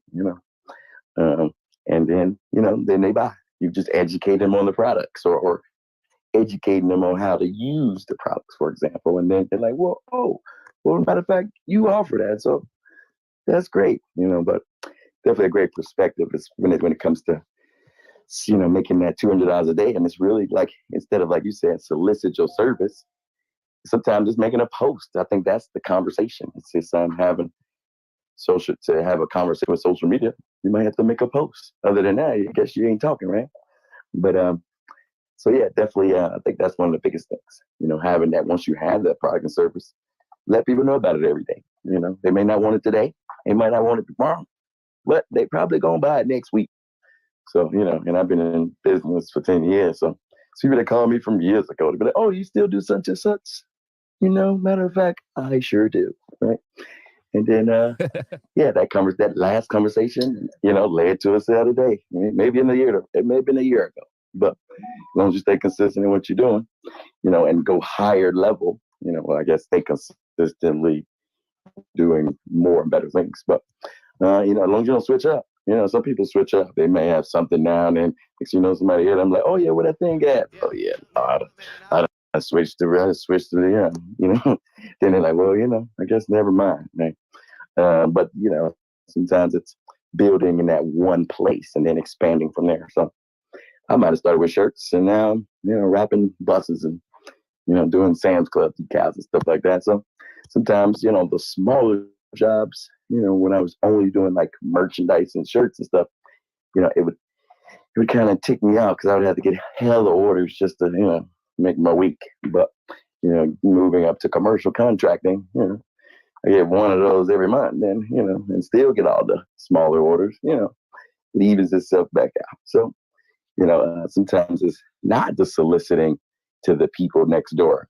Sometimes it's soliciting to the government. Sometimes the State Department. Sometimes MBE, minority business enterprise contract. Sometimes it's commercial contract. But if without having the qualifications, you can't solicit them. You can't solicit to government procurement if you're not qualified. So sometimes it's getting qualified to solicit to the right people. Now, hey man, you spitting right now. Let's go. I like that. But yeah, I just want to veg you back off what you said real quick. Like when it comes to conversations, they create the conversions, y'all. So like he was saying, whether you have a $50,000 product or you have a $5 product, you got to talk to somebody to get that product off. Not only that, but statistically on the internet, it takes a person between ages 18 and 35, according to Google, it takes them 7 to 8 times to see a product before they actually purchase a product. Right. So you can talk to them about it. You can post about it. You can have a ad running about it. You can even have someone else talking about it through a testimony of them using the product. But all of these different times that this person has seen your product are times that are adding up to that 7 or 8 when they will actually buy your product. So again, be consistent with what you do. Always. And that also builds. No, my bad. I was just saying, always build that rapport. Always have those conversations with people, and not it's just like, to be honest, it's just like when you young and you trying to get some yams, when you trying to get some guts. You don't just walk up to the girl and be like, hey man, pull your pants down. No, you got to talk to her first, and you might have to talk to her for a while before she give it up. Yeah, some of them. Yeah, some of them. Yeah, sometimes it's an easy sell. Sometimes you walk in a barbershop and you make $500 Look, this is in the 9 thing though. minutes. If they do give it up, as soon as you ask them, maybe they're not your ideal client. They're a customer, but maybe they're not your ideal client. Now we talking. Ooh. Can you elaborate on that? What's the difference between I like this. What's the difference between a client and a customer? Ooh. Because this is the thing though. Anybody can buy your product, but that doesn't mean they're your ideal client. So, and in the long run, even a client that may buy a T-shirt, for example, that client is worth more than $25 if they're your ideal client, because they should have a lifetime value. So, them buying their own custom shirts as a business owner, technically their value of buying one shirt every, 2 or 3 months for 5 years, that may be the actual value, right? But the thing is, your ideal client, technically, you're going to use that full value, right? Somebody that just purchased something, that doesn't mean, they're going to purchase over time as your ideal client. So I was saying, like you said, with a female, you wouldn't want to just say, hey, let's make it happen right now, right? With a client, sometimes that does happen, but that doesn't mean, even with a female, that doesn't mean y'all gonna be married in a few years, right? because under the circumstances, they wasn't your ideal person. They were just a person. So same thing.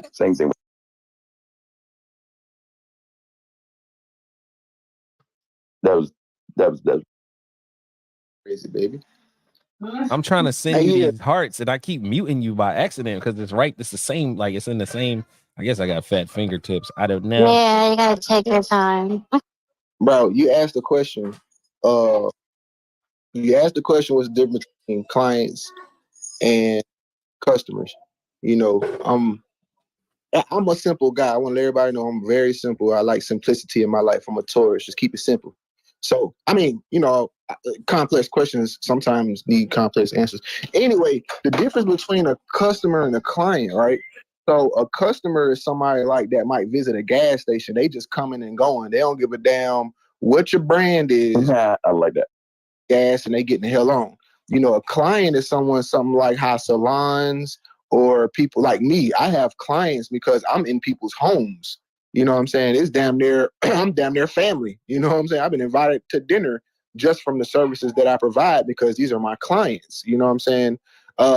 Salon, the people that do hair, they have clients because they all in each other's business. They sitting in your chair for about an hour and a half or however long ladies take to do their hair. I don't know, 2 days. But, they get a whole scoop on, family and drama and stuff like that. That's why, that's what the difference is. Clients are more longevity wise. You can keep a client around for a while, but a customer, they just kind of come and go. That's why I like clients and not just customers. One thing I like even better is advocates. You got clients, we got customers, clients, and advocates. Advocates, yes, sir. So that's the next level of, instead of, not only are they client, they're your client, they're speaking for you and promoting your business and, possibly, trying to be on your affiliate program. But, it's next level. So even the advocate can make you $200 a day.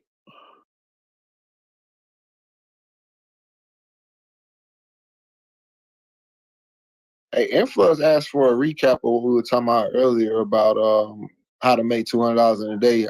I mean, bro really did cover a lot. He covered how to stay poised when making sales. Just to the part where I came in on, he's definitely going to be able to, better summarize. But just the first hand from my account, what I got from it was pretty much, staying confident, not allowing, the government signs to steer you away from your own success. Because bro has sold in dentist places, malls, all the places where you're not supposed to go, so they say.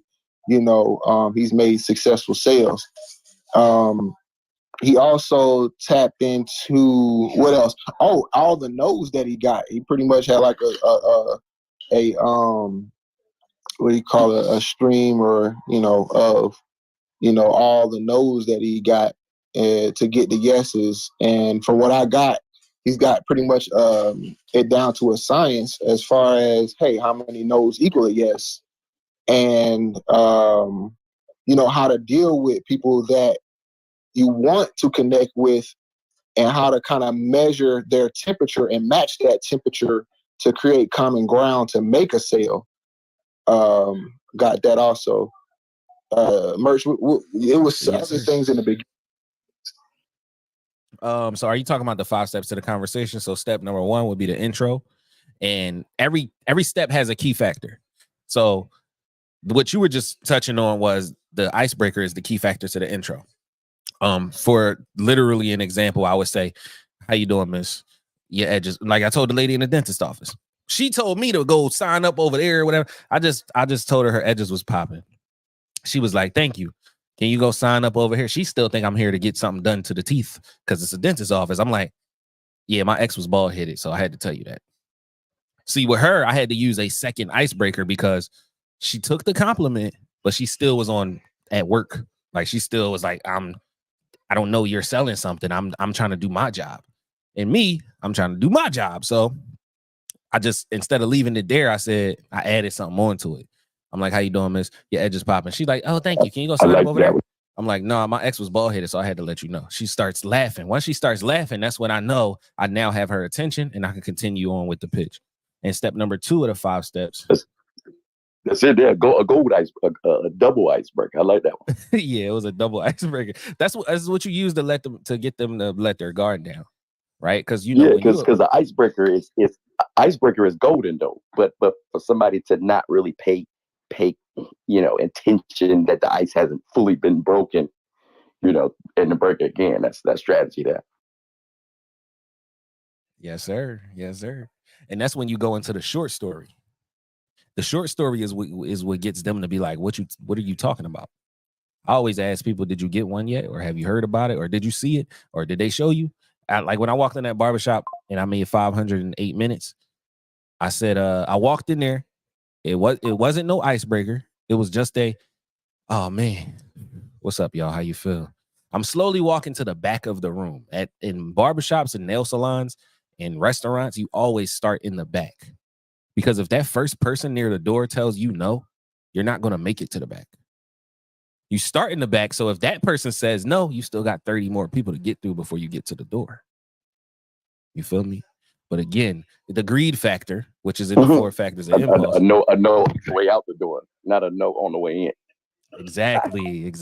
Because if whatever they say, right? Even if that person in the back doesn't buy, if they held the product, they touched the product, they were talking to you, ain't nobody else just gonna kick you out. They gonna at least check out what you have. They gonna at least listen to you for a second.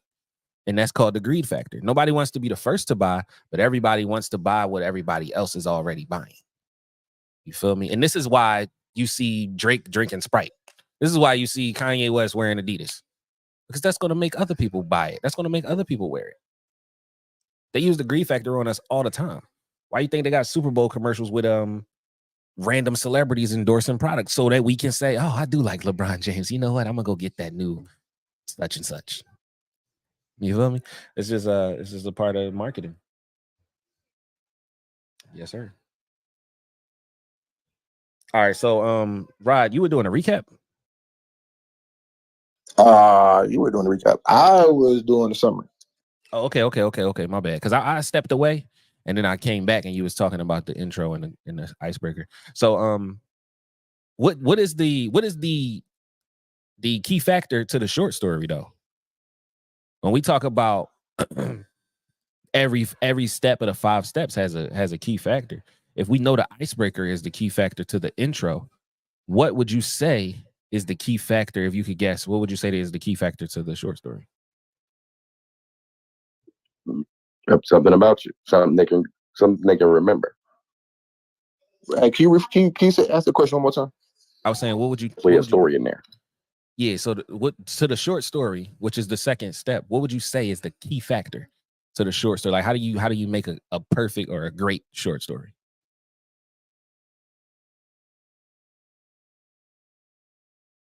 And I think intro. I say intro. I think Entre Motivator. I almost called you entrepreneur. Entre Motivator was correct because the key factor that I use when it comes to the short story is raising the impulse. I get them to ask me a question by asking them a question. Right. So when she laughed and was like, yeah, my edges, I said her edges popping. My ex was bald headed. I had to tell her. She laughs. And then I'm like, but did you get one yet? She's like, get one of what? Well, we was just talking about edges. I'm thinking you here to get your teeth pulled. Now you saying your ex was bald. Did I get one of what? Like, do you got wigs in that bag? What do you got? You feel me? So she don't know what I got. And I pull out a body oil or a body spray. And I'm like, one of these. Tell me if it smells nice. By the time I say, tell me if it smells nice, which is step number 3, the presentation. By the time I say that, I'm already putting the product near her breast. Not in a sexual way, but because women don't want a man to touch their breasts. So if I put a product near your breast, what you gonna do? What you gonna do, Thick? If I put a physical product near your breast and we stand in a supermarket, what you gonna do? I guess you either grab it or back up, huh? It's only you only got 2 options. You only got 2 options. You either gonna take it out of my hand or you gonna tell me this pitch is over now. 2 hours. Unless they're ratchet. Yeah, we all run into those every now and then. But yeah, she got 2 options. She's either gonna take the product out my hand, which is what I want her to do, or she's gonna back up and let me know and give me some non-buying signs that I need to get away from her as soon as possible because this isn't going where I need it to go. And that is okay. But the reason you do these things is they're all pre-qualifying gestures. You have to qualify a customer before. If I'm selling houses for $500,000, I'm not walking up to a person that I know only makes $30,000 a year. I'm not even talking to them. They don't qualify. So these are qualifying gestures when you talk about the short story, even with a man, right? With a man, you always put the product near his waist. Because subconsciously, what are you doing, bro? I'm taking the product out of your hand. Or I'm backing up and I'm telling you, bro, I'm good. You feel me? Like you have to force the customer to follow the 5-step that you're taking them through. Right? So after the short story, guys, you're gonna get into the presentation. The presentation is you putting it in their hand. And then once they say, oh yeah, what's this or whatever, they're holding the product. It's only right to close them. The last thing is not the last thing, but the 4th thing is to close the person. And what would you say is if somebody had to guess, what would you think is the key factor to the close? I would say mirroring your client. Oh my God, this guy is good. As far as like when you say giving, not only like handing it to them, but I think that's a psychological thing too once they grab it, because it's more like it's already in their possession. So psychologically they already have it, or it's already theirs. But I think with mirroring that client, sometimes it's literally while you're saying, while you're actually talking and trying to get you to agree with me like I'm talking now, and if you're shaking your head like okay, Yo, this basically guy's my actions are blending in with you. So as I'm selling you the item, I'm basically like shadow jitsu. I'm mirroring you so that you get where I'm coming from. I don't know how to put it. Facts. So the guy that taught me this, right, Easy Mac, he taught me this in 2010, a long time ago. He said that with the close is the only step in the 5 steps that has 3 key factors. And you are absolutely correct. One of them is motion, and motion creates emotion, right? And emotion is just motion. I mean, it's just energy in motion. So when I say motion, I mean, like you said, when I'm telling them the price, I'm like, is that a good deal or a great deal? And I'm nodding my head yes. You talk to somebody long enough that's nodding their head yes, you're going to start nodding your head yes without even knowing it. And then you're going to start saying yes because you're already nodding your head yes. And the other key factor would be the ABC. Always be closing. So from the beginning of the 5 steps, I'm always closing. How am I always closing? Because I put the product in your hand. Now it's in your area. Like he said, it's in your possession. If you watch these videos that I played earlier and you notice every time I give someone a bottle of perfume or cologne, I also give them the top somewhere in the conversation. And then later on, I give them the box somewhere in the conversation. So by the time it gets to the close, I'm pulling out I'm asking them which bag, white or black. I'm not asking, you know, do you want this or not? I'm asking, how do you want this? Don't ever ask, do you want it? Exactly, because that's a yes that's or no rhetorical question. by now. Exactly, they're gonna say yes or no, and you know they're gonna say no. You feel me? And so the third factor to the close is what I said first. I said ABC, and then I said motion creates emotion, and then I said, oh, the rehash is rebuilding the impulse. So the third factor to the close is you assuming the sale. You have to assume that they're buying. So you can combine that with motion creates emotion by sticking your hand out. After I tell them the price, I'm sticking my hand out like a cash register. If you watch it on YouTube, you can see me doing this. You remember in The Matrix when he did the pose and he told the agent to come here? He did that with his hand. That's what I do after I tell them the price. I'm like, I appreciate it. Thank you very much. And I'm doing that with my hand. Or I'm hitting them with, you want to scan it as I'm showing them my Cash App. Or I might say, so you need change for 100 or 1,000? Because I don't got change for 1,000. My bad. And then they going to laugh again. And now they taking the money out to pay me. You feel me? Keep them distracted, but keep them focused at the same time. Because in the middle of them hearing that price and you're telling them it costs this much, they're thinking like, damn, all right, so my light bill is due in 3 days. I just told my young boy I was going to buy him some sneakers. I do need to get this gas tank fixed for my car. Don't let them think about none of that, bro. Don't let them think about none of that. None of it. Do you need change for 100 or 1,000? I'm sorry, I don't got change for 1,000, bro. They gonna start laughing and they gonna pay you because you kept them focused and distracted at the same time. It's really a Jedi mind trick.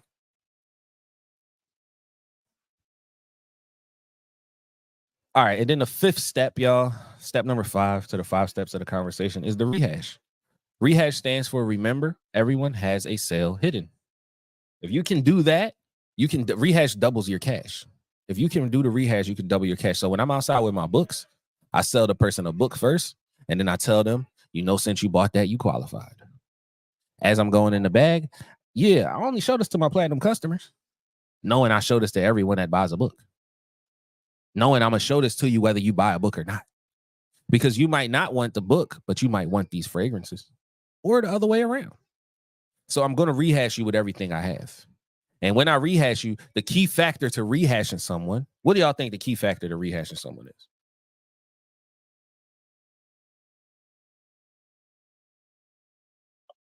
The value ladder. You said the Your value ladder? Providing more value ladder. Okay. Yeah. That's a good way to put it. I don't know, I'm just guessing. I never heard the key hash, but I would just think if I were to keep offering more and more products, it would be, you know, to solve a bigger problem.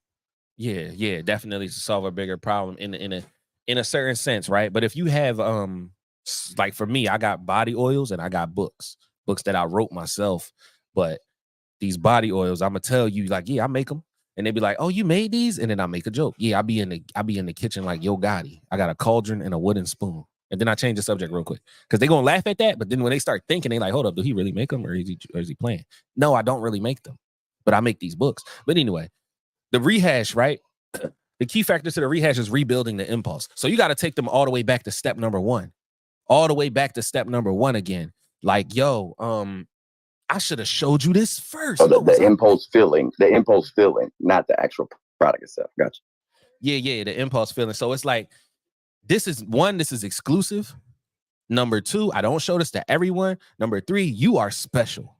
You just spent money with me, but I don't want you to feel like you just spent money with me. I want you to feel like you're getting an opportunity to spend more money with me, an opportunity that everyone doesn't get.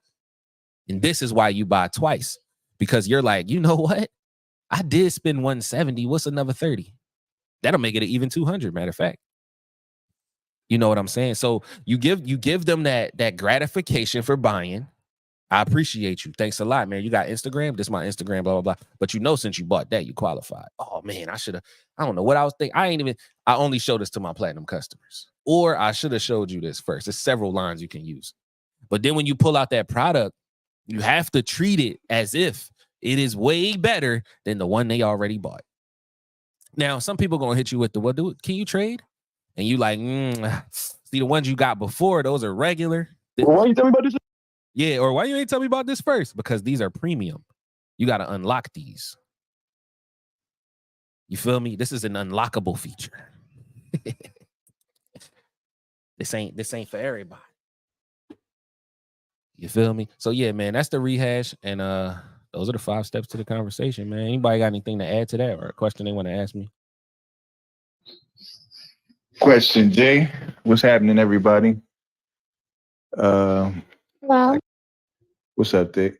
I got 2 phones, and I'm just sitting here in the dark, and I accidentally fell into this room. But I see people I rock. Why you in the dark? In the dark, it's meditation time. Oh, You know what I mean? Gotcha. What I've done all day. you had to be the nosy one. That's my guy. You can't just say I'm in the dark. We don't ask no questions. Yeah, I think in the dark too. But listen, I stumbled into the room, and I don't think things happen by coincidence. So I'm here, but I missed the rehash. I mean the YouTube videos. But let me ask this: is there a part of your presentation, or is there a presentation for digital products on your YouTube? Yeah, so I actually, all right, so when it comes to direct marketing, physical products, I'm doing that for 10 years. Well, 14 now. I'm so used to saying 10. For 14 since 2010, right? But when it comes to digital marketing, I've been doing that since 2015. So I got 9 years under that. I would probably direct you more to my Instagram for that though. Because when it comes to digital real estate, like I said, ebooks. Ebooks are ebooks and courses are what I focus on. What digital product do you have? Ebooks. Oh, okay. Yeah. What? Oh man. Yeah, I love ebooks. His link is in the bio, by the way. So if you want to check him out on other platforms, I've been on his profile. Oh yeah, I follow. Networking, that's what I do. But I'm an author, I got an MBA in publishing. I own a radio station, podcast network. So definitely we got business up in here, bro. Yes, sir. You said you got an MBA in publishing? Get them it. Oh, I definitely need to talk with you, sir. Never heard that. Yeah, I ain't never heard that either. I mean, I'm a publisher myself, but I ain't got no MBA. I just got it out the internet mud. Oh yeah, and we got to do. I got GPT masters. So, drum roll, please. You supposed to drum roll, Jay, with that entree. I ain't got the button. Oh. I got this. I'm in. Something like a drum roll. Okay. That was a long distance bomb. I like that. That was some Michael Vick shit. But definitely I checked, Justin Phillips? Nah, who's that? Okay, he has products, let me see. Support Black colleges, Oh yeah, Justin P. Yeah, I got his number. I could call him right now. Oh, for sure. I'm in Houston. He's from the H. He went and relocated in Atlanta, but he has ebooks that take you through his journey, and I think they made $1 million on Black Friday. Yes, and that's one of his books. But yeah, for a young dude, man, he's not a flosser, none of that, and this ain't a Justin P commercial or nothing. But I know he does merch, and he does also ebooks and whatnot. And he hooked up with Ellie Talks Money. You heard of Ellie? No, I never heard of him. No, it's a chick. Her name is Ellie Talks Money. She's on Instagram. That's Justin P and Ellie did like they did a series together last year, somewhere around there. But Ellie is one, she's a monster on digital products. So she sells the ebook, and actually she said she made $1 million off of the ebooks just doing the shipping, because you can slide the shipping bar up to $10. You know what I'm saying? So you can set it. Okay, these books are free. These ebooks are free. So you can charge $3. You can charge $5. You can charge $9, but you charge the $5 for the shipping, and you get 250,000 people that say, "Yeah, I'll take that free ebook." There's a lot of bread right there. Yeah, you got to ship some. But I think with free plus shipping is a strategy. I think just in general, I think the main key concept of the people you're talking about are funnel marketing. Yeah. So people are actually going through an actual funnel process. I think some of the key things is in person is a whole nother ball game. Because I think merch is giving us so much game. Just person to person sales. But I think with funnel marketing, different things like that, making sure that's a tight game. When it comes to promoting your market, doing any of that marketing, because funneling people to a free ebook, a free plus shipping deal. You basically definitely a good strategy. But the game is to really upsell them something else, like a course. Yeah, definitely. And funnel people through that process. Yeah, so funneling. So like, all right. So quick backstory, y'all. The first time I made 100K was in 2020. And the reason that happened was because I was forced to. I didn't have a choice. We couldn't go outside anymore, and nobody was outside even if I went outside. So it was the pandemic, right? And I didn't have the ability to go sell, like I said, go sell my physical book. So I had no choice but to learn how to scale online. And the reason, the way I was able to learn that was, of course, through trial and error, but I didn't really use the free plus shipping method. I used the lead magnet, which is free or low ticket, to get you to buy, to rehash you inside of the funnel with a high ticket product or a subscription product, right? So the subscription product is going to scale you up, because once you get people to buy subscriptions, you can then, like he said, what is it called? An advocate. You can use those people as affiliates and split the subscription with those other people. So say if you have a subscription that's $20, and then you tell me, "Oh man, now that you're a part of this community, you can also sell the subscription as well." And I'm just being excited, telling people my experience, but they're going through my link and they're signing up for the subscription too. But now I'm getting $5 off of every $20 that you get. And all I gotta do is do that 1,000 times. If I got 17K followers on Instagram, which I do, I can get at least 1,000 of those people to sign up for something that's $20. And now I've just made 5,000 in however much time it took me to do it, right? But 100K, bro, is only 5,000 times 20. That's it. If you think about it like that, it's not that hard to make 100K. It's not. And selling a $20 book 5,000 times can get you there. It can get you there. Now, it's difficult to do that physically, because selling 5,000 books may take you 12 months. But making 100K in 12 months ain't bad either. You know what I'm saying? Just put that out there. But definitely, if you want to scale, like if you want to use a digital product and you want to scale and you want to make a nice amount of money in a short period of time, I would definitely use the internet. This room is called How to Make $200 Daily Without a Job, because I'm more so focused on the physical products and the physical services for the people that aren't too internet savvy, because these are my roots. This is where I started at. Merch Life is where I began. That's why my name is Merch Life J. That's why my brand is Merch Life. Merch Life Publishing is my book company, right? So, and merch also stands for Mastering Excellence, requires consistent hard work, consistent humility, consistent making it happen. You feel me?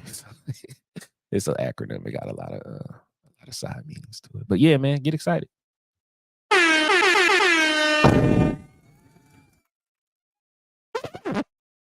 So anybody got anything else to add? I think that when it comes to digital products, that's another conversation, but it's definitely a good conversation. And I know Influx has a lot of information on that.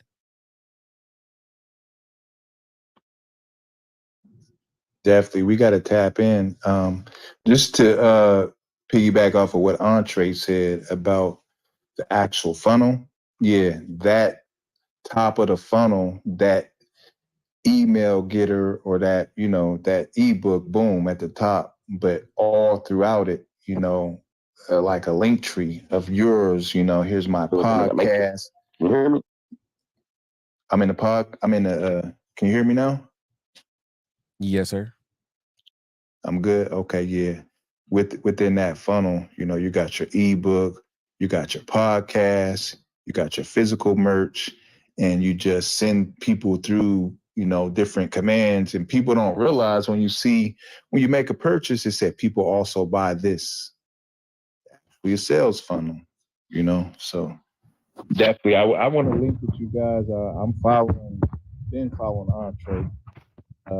We got a link on Tech Tuesdays. I've been missing in action. March has been very mad, but I'm following Influx now. And Jay, let's do some stuff on the podcast. And on the matter of fact, when you start talking about the pandemic, that's actually when I published my book. So when you say 5,000 sales, I know that 5,000 sales should take you to New York Times best-selling author. Am I correct, Jay? Yeah, it could take you to any of those lists, but yeah, it's a lot of politics with those lists. Yeah, I was gonna say, you gotta know people. My goal was to hit it, but I was like, you know what?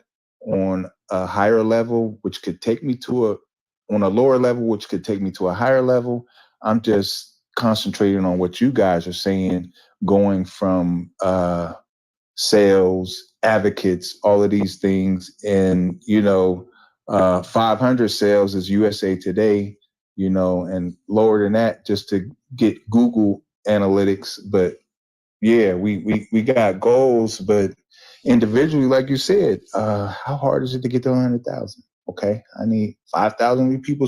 Matter of fact, my mentor, her name is Joy Lynn Jossel, and she actually has 40 books under her novel. She considers herself the literary know-it-all.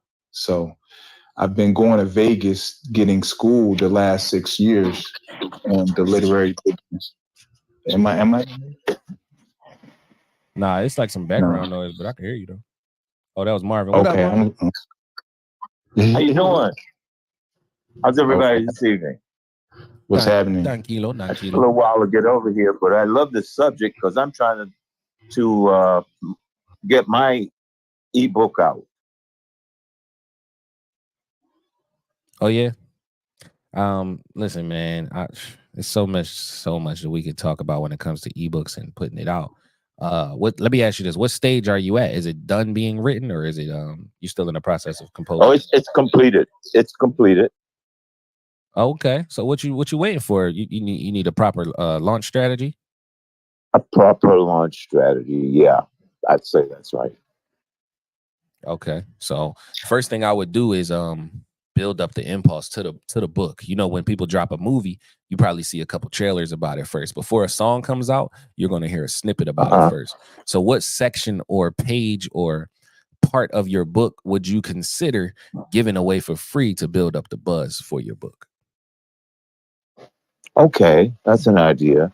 I put something on Facebook just today, as a matter of fact, what I consider to be a teaser, you know, and I asked them to follow me over to Fanbase and become a subscriber and get it for free. Or they can purchase it directly from me at $8.95. And this is not just to make money. There's some messages I put in that book. It's writings of the last 25, 30 years that I've been inspired to write.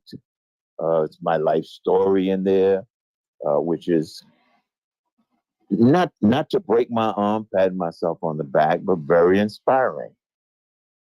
Okay. And interesting.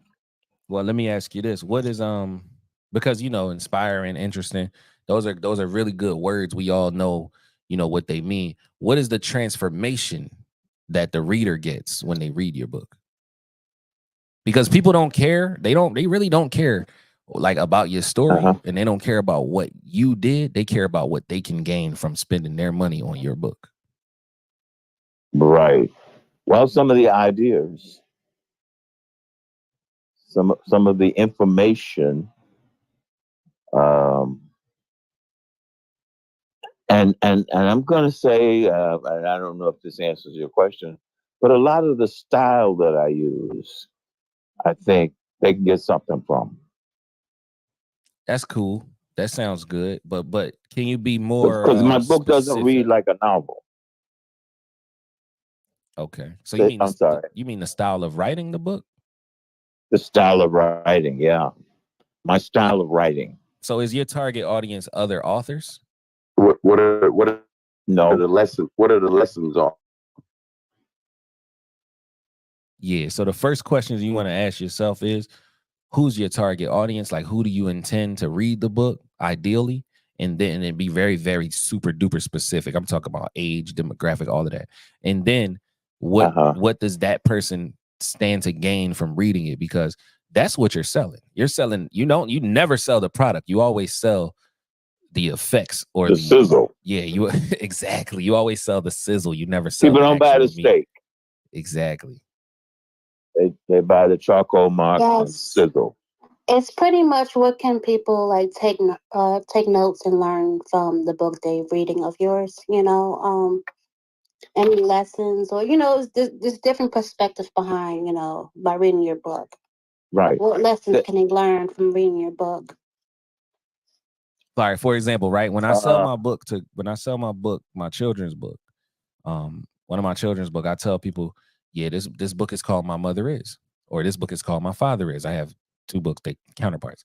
I hit you with the, my son is the co-author of this one. So he was 9 when he wrote that. But I also tell people this book is designed to give children a sense of self-esteem, self-confidence, and it lets them know they can be whatever they want to be. They don't have to wait until they grow up, because my son was 9 when he became an author.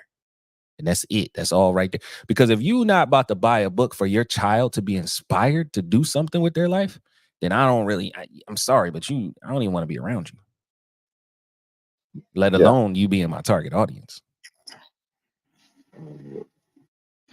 Can I say this, Jay? I know you got a lot of information coming at you, Marv. So be taking notes. But I'm gonna say this as a MBA and publisher. So as a writer, you have a mission statement. My mission statement is freeing oppressed minds with the literary pen. So there's oppressed minds that are incarcerated. I'm giving messages to those, but there's people in the free world that their mind is oppressed as well. They need to tell their story. So I'm telling my story, showing you how to tell your story. So you need a mission statement, number 1, for why you're writing. And number 2, a good place to look is TikTok. They have a hashtag called BookTok. Go there and see the people telling their stories. See how much of the free information you can give from your ebook. And you might have a sub ebook that leads to the ebook that you have, and release little pieces of that onto TikTok in the BookTok section.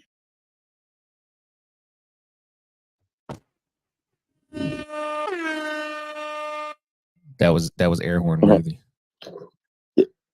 Yeah, I just want to, comment from, I guess, from a different perspective.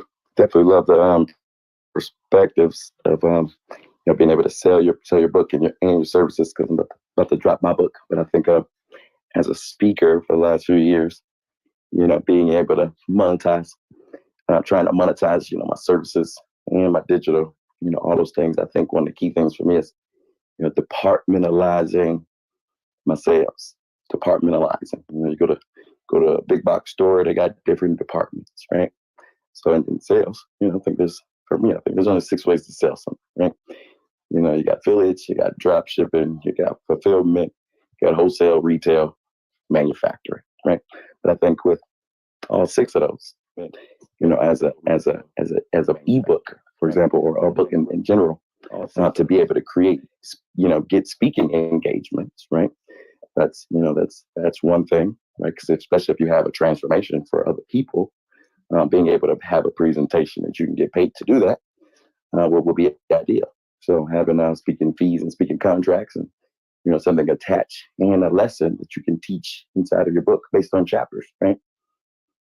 But to be able to have a course, some people's stuff is more detailed. That involves course related stuff. My book is by stuff. You're not just gonna read about this stuff. You gotta go to work, right? And you gotta actually put your fingers on some keyboard. So sometimes it's gonna involve actual, going through exercises. But I think with I think the last person was just saying create a pre ebook. I think that's a good idea to be able to create just content for the book, like a lead magnet, because just in general, now that's something to give away for free for exchanging their information to keep promoting the book.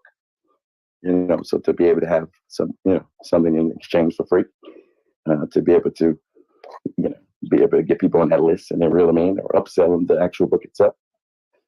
I think being able to, sometimes even as a speaker, being able to have, especially a physical book, there's schools, all you have to do is learn how to, present your book to the school, and they may put it in the curriculums or libraries. So, it may end up, on the wholesale scale of selling your book. Sometimes it's being in the places that will buy your book in bulk, or sites like Publish Drive, right? I think that's one that I use. Publish Drive is a tool, just selling singular ebooks. We may think about our website, we may think about Amazon, but if we go to Publish Drive, they publish the ebook to 10,000 places. So being able to have the exposure, I actually call that part multi-cross platform selling, because if you're selling one thing, you want as much exposure to that one thing on as many platforms as possible with less management as possible to manage all those platforms. But to be able to sometimes sell on your own website may be the key thing. Some people go to Gumroad and want to give away their 8%. Not me, not here. You're not getting 80,000 out of $1 million. Never. Let me tap in real quick, because when you said products and stuff. But yeah, so just being able to and keep managing your sales levels and manage each department. Yeah, when you said products and services, can you hear me? Yeah, we can hear you. Yeah. Oh, all right. But yeah, I won't try to be as long with I do services, and as many as y'all know, Jeremy Merch up there does products. And he's been doing products as long as I can remember, and I've been in the service, industry for a long time. And when we reunited in 2010, I think it was 2009, 2010, the idea was to kind of create products from my services, and because if you got a service, you should have products, right? That means I'm installing something, and if you got products, it don't matter if it is an ebook, you can create an audio book and that could be your service, so we already kind of figured out that services and products should go hand in hand, and everybody should figure out that structure, that blueprint of what that looks like for them to have products and services. What that kind of grew into was, knowing that you can't do it all. And what I learned was we got to have like real partnerships, like looking at everybody in this room. This would be an awesome company. Like just looking at the hitters that's in this room and the factions of products, services, production, marketing, all these different geniuses in this room. So I just, as an umbrella, I just say that if you have products, you got services. If you got services, you got products. And this is something that I believe can change the way we attack any industry or any, target audience as entrepreneurs. Now let my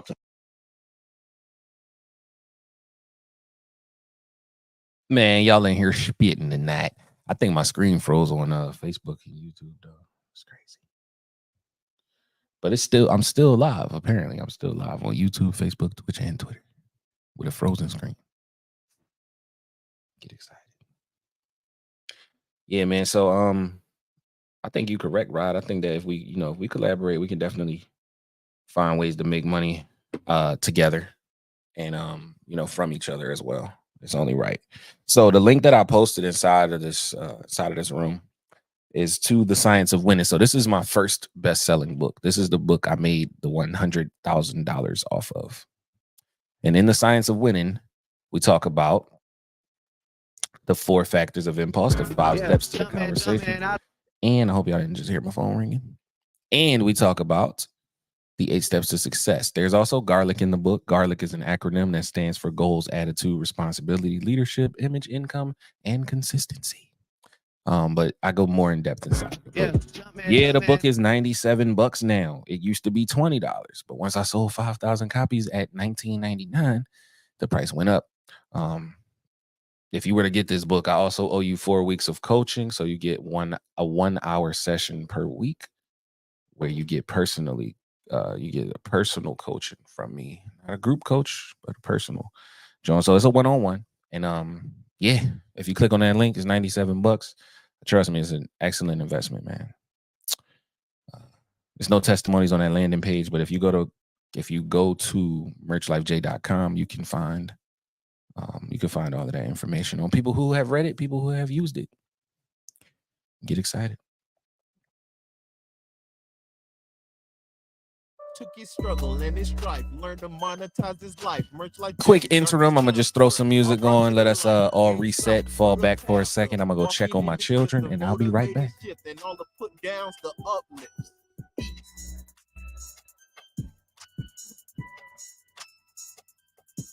All right, what we doing with this beat? Hey. Okay. What is that? Go thick. Hey. Go. Go Mark. Go influence. I am Jonathan.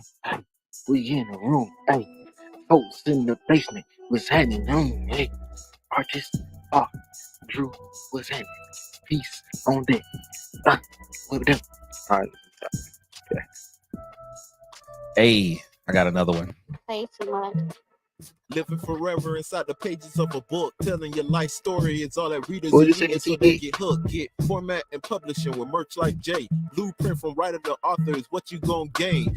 Free consultation from the only Merch Like J. Thoughts on the page today. Easy.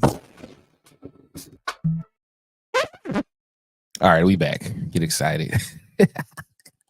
Yo, I should have a radio show. I hate that one.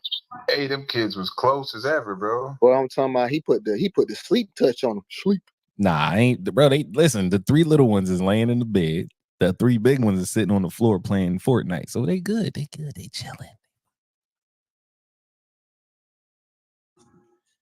Yeah, Jay, send me a 30-second drop so I can play on my radio station. You know what I mean? Which one? That because that was both of my jingles. Which jingle? This one? Yeah, man, I don't. Not a jingle. Oh, you talking about a 30-second pitch? Pitch with your elevator selling. pitch? Okay, I got you. That book. Yeah, I got you. I probably got one recorded, but I'm gonna do I'm gonna do a new one. Fresh off the dome. Fresh. Bro, I got a question for the room. Does anybody actually do services? Because you know what, in the age where you can sell products without having to touch them, everybody's like, what I'm saying, in on it. But is there anybody that actually provides a real service and incorporating the products on? Yeah, I do. I got a product. Website, hosting. Yeah, I do websites. I set up ads. What's up, y'all? I know I've been in the room a long time, but just thought I'd say hey. Hey, peace. I also got a couple of rap. What do you call those? Softwares as a service. Oh yeah, I do. Basically, that's what I do. I do software, but I have a print company as well. But as far as signage. So I do, bus wraps, van wraps, wall wraps, window tint, banners, everything you see when you drive on down the street. That's what I do. So technically, everything you see on a vehicle as well, everything you see on a window, everything you would see inside of a store, including a Sam's Club or big box stores. But technically, I do commercial services as well. But as far as web, as far as digital services, AI services, app services, build your AI app nowadays, but or just an app by itself, or just a website, But all those things are products and services. Gotcha. Hey, Peace. What do you do as a service? I offer a couple things. I do website, like I mentioned before. I do one-on-one consultations for content calendars and consistency and automation. And I also help with ads, as far as finding, keywords and optimizing the dollar return on investment for the ads. So that's what I do. Yeah, I definitely got to get with y'all, man. I can't walk around and sell books the rest of my life. You feel me? I'm getting old out here. It is lucrative, but I ain't listen. I'm gonna be 33 in August. Sometimes my check engine light come on and it be my knees. I feel the same way doing services, bro. Trying to figure out a way where a nigga do not have to drag refrigerators in Tmall. But somebody said something about the course though. That's what we've been working on, these courses. I do. It's really taking the things that we. My bad. It's really taking the things that we do, and turn them into these digital products and services. Because I started teaching. I've been printing forever, but I started teaching people how to make their own shirts or do their own graphics. Maybe probably about 5 or 6 years ago. But I think with being able like wrapping a car, for example, I'm not going. My hands not going to always be available. And even when I'm not around 100 years from now, what I can make available is the knowledge for somebody to replicate that business. And I think with a book, in the rap world, I don't think it's not gonna, teach you how to mend the bubbles and try to buy one of them DIY kits from Amazon and mess your car up. Reading a book ain't. What city are you in? So a course with actual videos, sometimes that's what it entails. But as an organization though, I would record those videos a lot for training purposes to hire or to teach, people. So I don't have to keep teaching physically over again. But I think turn them into actual digital products for, monetization is another level of that, because we should technically be recording our process as a SOP in different formats as many ways as possible anyway. So I'm learning to take those and turn them into actual products and the platforms we need to sell them. That's what city you in? Atlanta. Yeah, where you?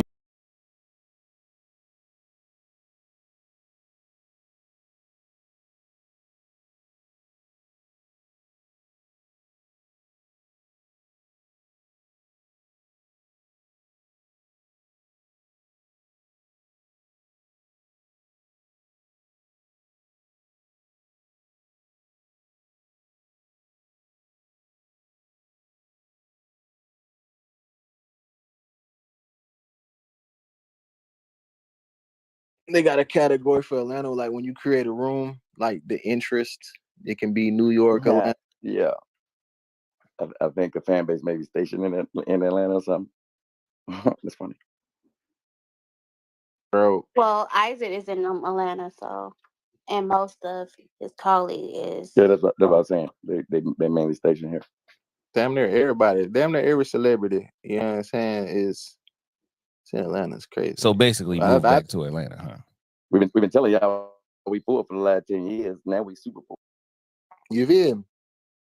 I don't know why y'all keep on saying that. It's not all that. Hey, let me ask the room a question. Don't go there, Thick. So what? Go ahead, Thick. Go ahead. No, you go ahead. Go ahead. what do you guys feel is the main stream of income that connects most millionaires and billionaires? We're talking about services, but what is Technology. I think it's Swallowed up. Have you ever been swallowed? because apparently they all on some freak shit. But no, on a serious note, I think it's tech. On a serious note, I think tech is the common denominator when it comes to billionaires. Am I right? Is that a good answer? Yeah, it is. It is up there, but I'm going to say actual real estate. That's if you look in all their portfolios, they're not all involved in tech, but most of them, or 90% of them, are involved in some form of real estate. I can attest to that. You're right. You're right. I think tech might be the top, but I think definitely. I'm saying, we talking digital real estate or no, just real real estate. You're talking about wealth. Yeah, the wealthy. If you look in all their portfolios, you're going to see some form of investment property that they have that they're making money off of.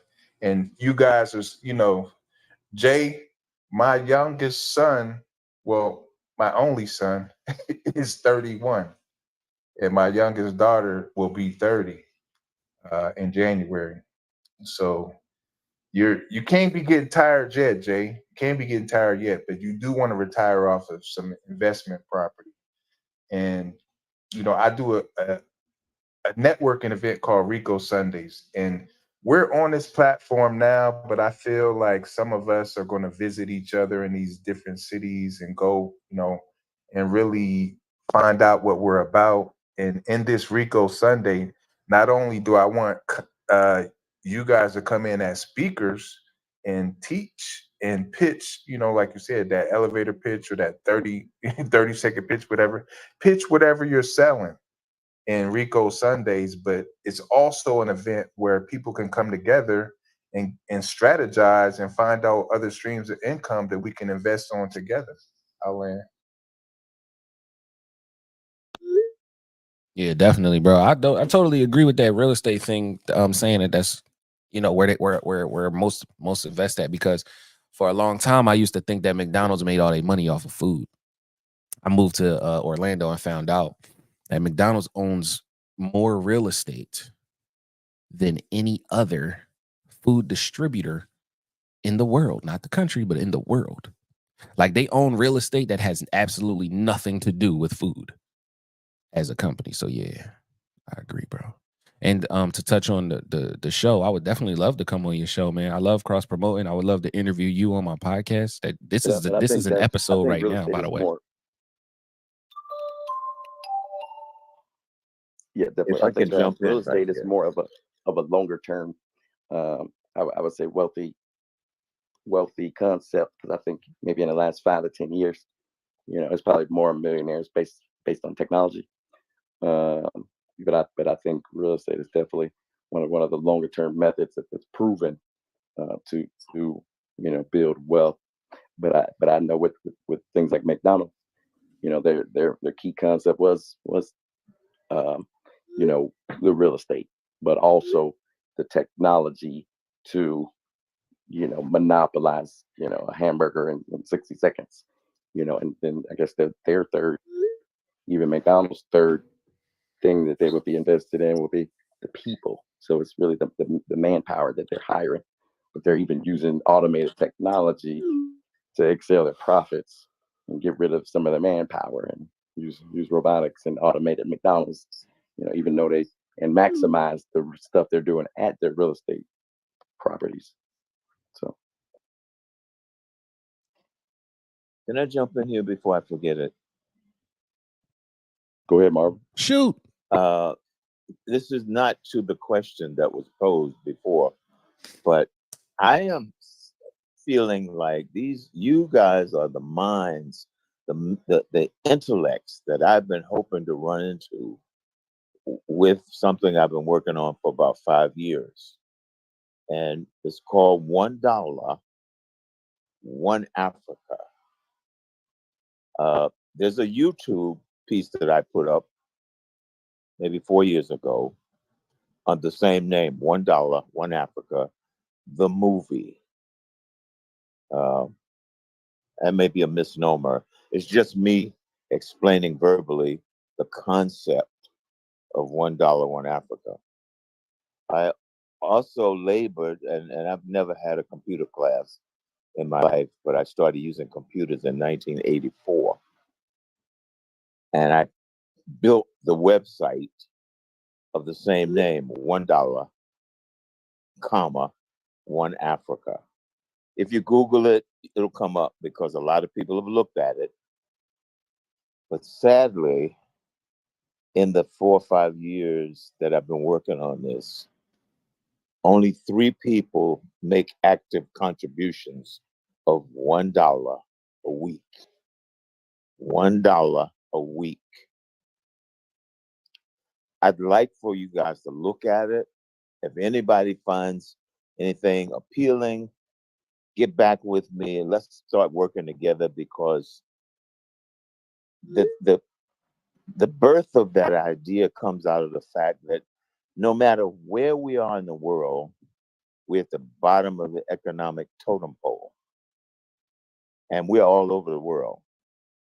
We're not a minority. We are the majority of people in the world. And our problem everywhere is we don't have the money to do what we want to do. So we're always begging or borrowing. And this idea was to try to get us to generate our own funds, because we have, our asset is our numbers. As a people, we don't have a lot of money, but we all can get $1, and all of us won't do it.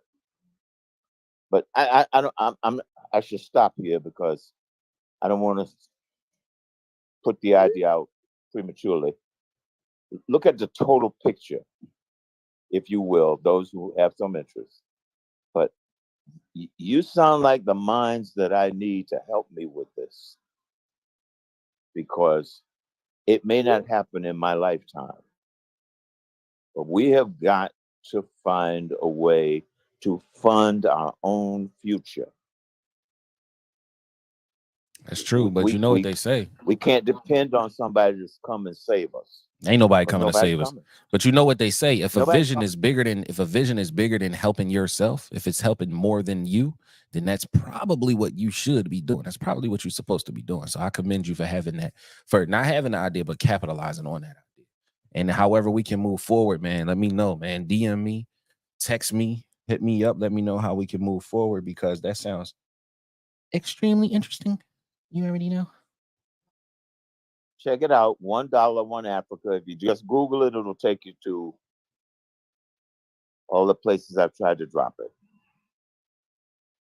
And let's talk about it. Let's pull it together, because and I'm in this what do you call this app as a way of spreading that idea. My book that we talked about, I wrote that in, I think, 2015. My daughter inspired me to do it for her birthday present. She gave me 13 days. Her birthday was coming up in 13 days. I said, what do you want? You know, she said, you've been writing all this stuff, Dad. You need to put it in a book. I said, well, that's on my plan, but I just can't, I haven't been able to pull it together. She said, well, that's what I want for my present. When she put it like that, I had to get busy. So I pulled together a potpourri of my writings through the years, and I put it in a form which is the literary works of Marvin Gaye. That's what I titled it. So that's where the book comes from. But my real mission, my passion, is to find a way for us to fund our own future. We deserve reparations, no question about it.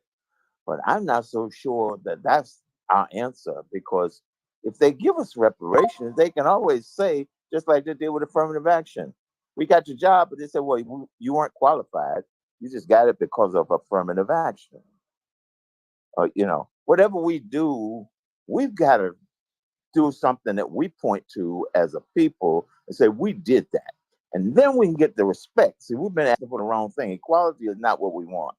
We need respect, and we don't have any. Because who respects somebody who goes 400-500 years and still at the bottom all over the world? Our people, those who came out of Africa on slave ships or came out as explorers, free men, going throughout the world, looking around, we have all become the bottom as a people, wherever we are. And that's sad. And that's how you know the world upside down, man. Because the bottom is at the top and the top is at the bottom. Get excited. Right. But on another note, I think it's definitely true. We should definitely find a way to fund our future. Now, in that aspect, right, you got to get to the level where you're able to put in on the funding of that future. And without knowing how to sell your product or service physically, there is no path to you becoming the person that could be able to contribute to that mass collective that wants to fund the future. You know what I mean? So, when I got first things $1. first. I don't have a lot of money. I've been financially struggling most of my life. But I got $1 a week that I can put. Instead of playing the lottery, I play the black. I play the African. $1. I'm not looking for anything back from it.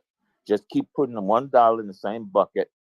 And if we can get 100 million of us doing that, there's 2.5 billion of us in the world. 2.5 billion.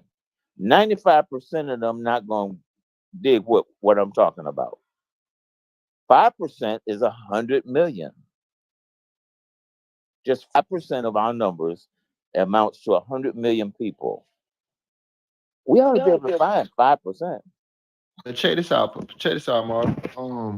So I know a lot of people do the numbers game, like it really makes so much sense when we put it in that type of perspective. But like, I'm the type of person I like to go walk through the rain because I feel like the universe is going to help me in the future because it sees how much I want it type shit.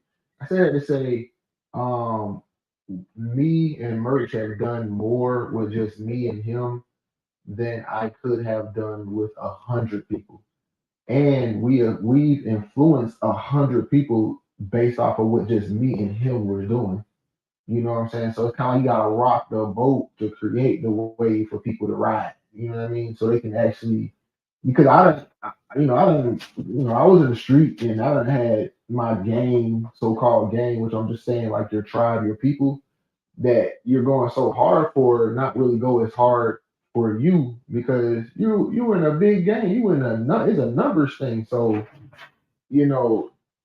I'm just saying that, I would start with reaching out with each person individually. You know what I'm saying? Like, I don't even talk big numbers anymore. If I'm talking to somebody, I'm telling them what we can do as me and you. Because me and Merch, we one time decided to create our own bank. And it wasn't like how we gonna have a big production, we gonna start small.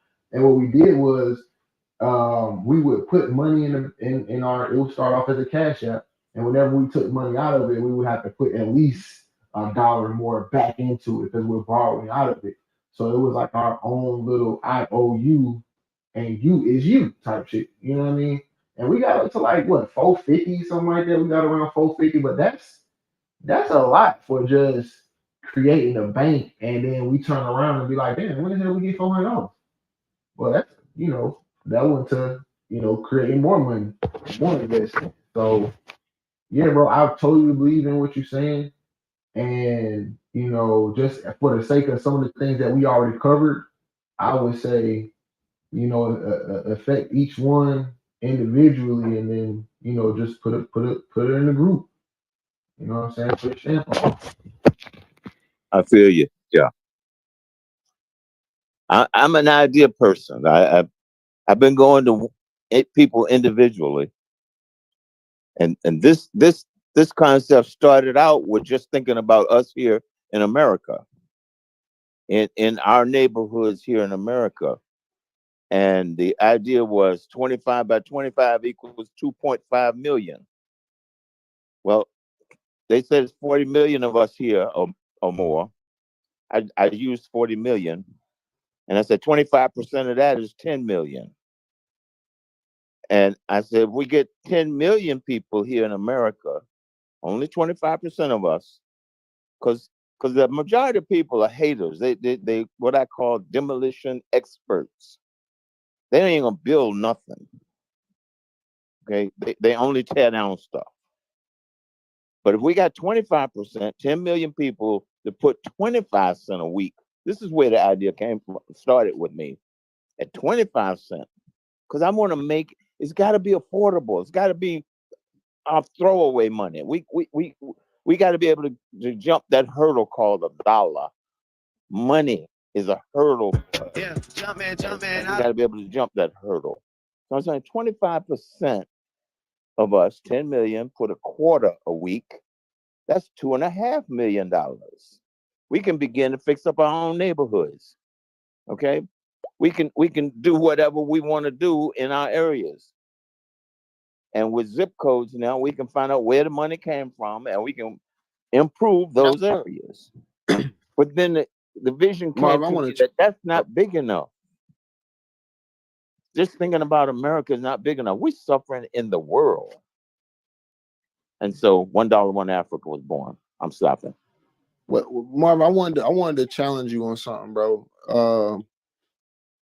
I ain't gonna lie. Like I said, I push the narrative of conversations. If somebody said they want to do something, I'm gonna hold you to it. You're gonna stand on business around me, or you can't stand around me. You know what I'm saying? With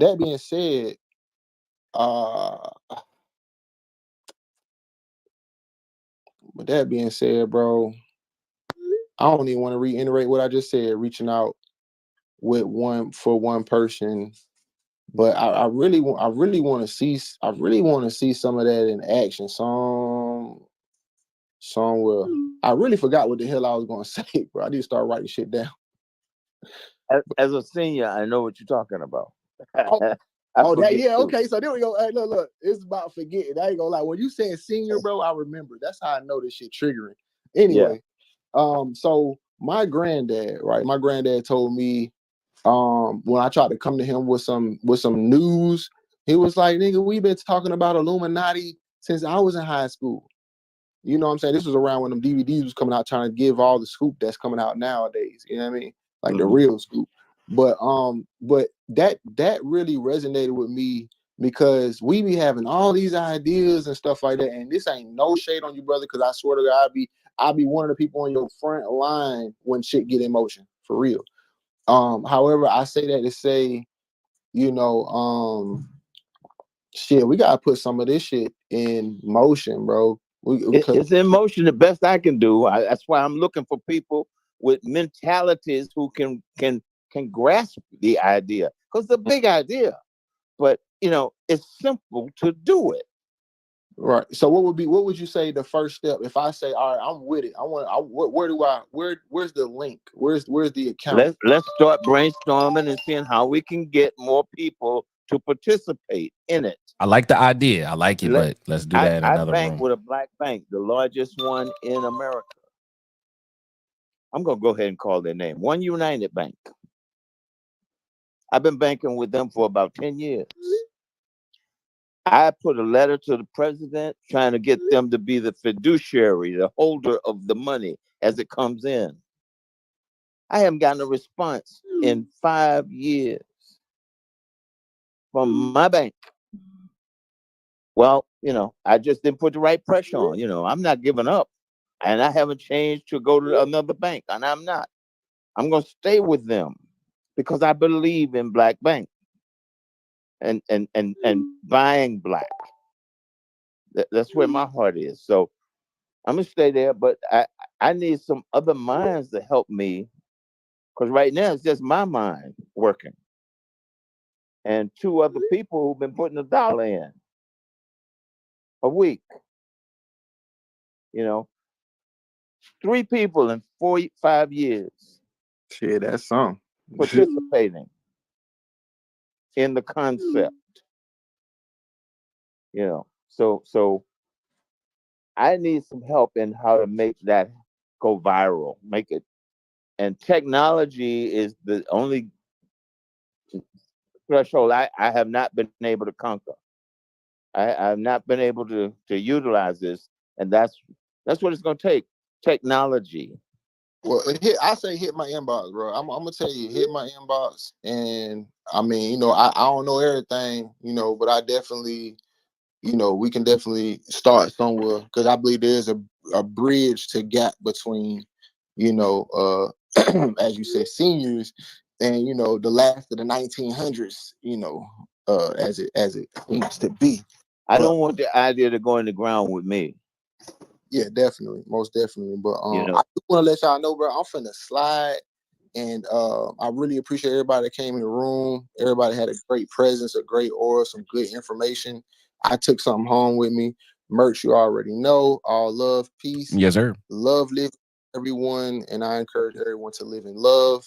How do I grab you all? Look, can I hit and follow you? Okay, I'm following you. Amor, Rod. I just followed you. Okay. Yeah, I always Got that. follow everybody in the room. You already know, especially the thick ones. Okay. You know what? Yeah, I've just been swallowed. Swallowed up. Have you ever been swallowed up? Have you gone through a time of swallowing? Okay, it's time to end the room now. Hey, man, Pretty much. Yes, press that end button. Thank you for stopping by, though, everybody. Everybody follow each other. Thank you all for being here. All right, y'all. Appreciate y'all for coming through. If you're watching on Twitter, Twitch, Facebook, please like and subscribe. Share this with somebody that you know and love. And you already know we'll see you next Monday at 8 p.m. EST for another episode of The Merchcast. Took his struggle and his strife, learned to monetize his life. Merch like Jay's darkest times were all brought to the light. Gave sight of the path of walking in his gift, the motivating shift, and all the put downs, the up.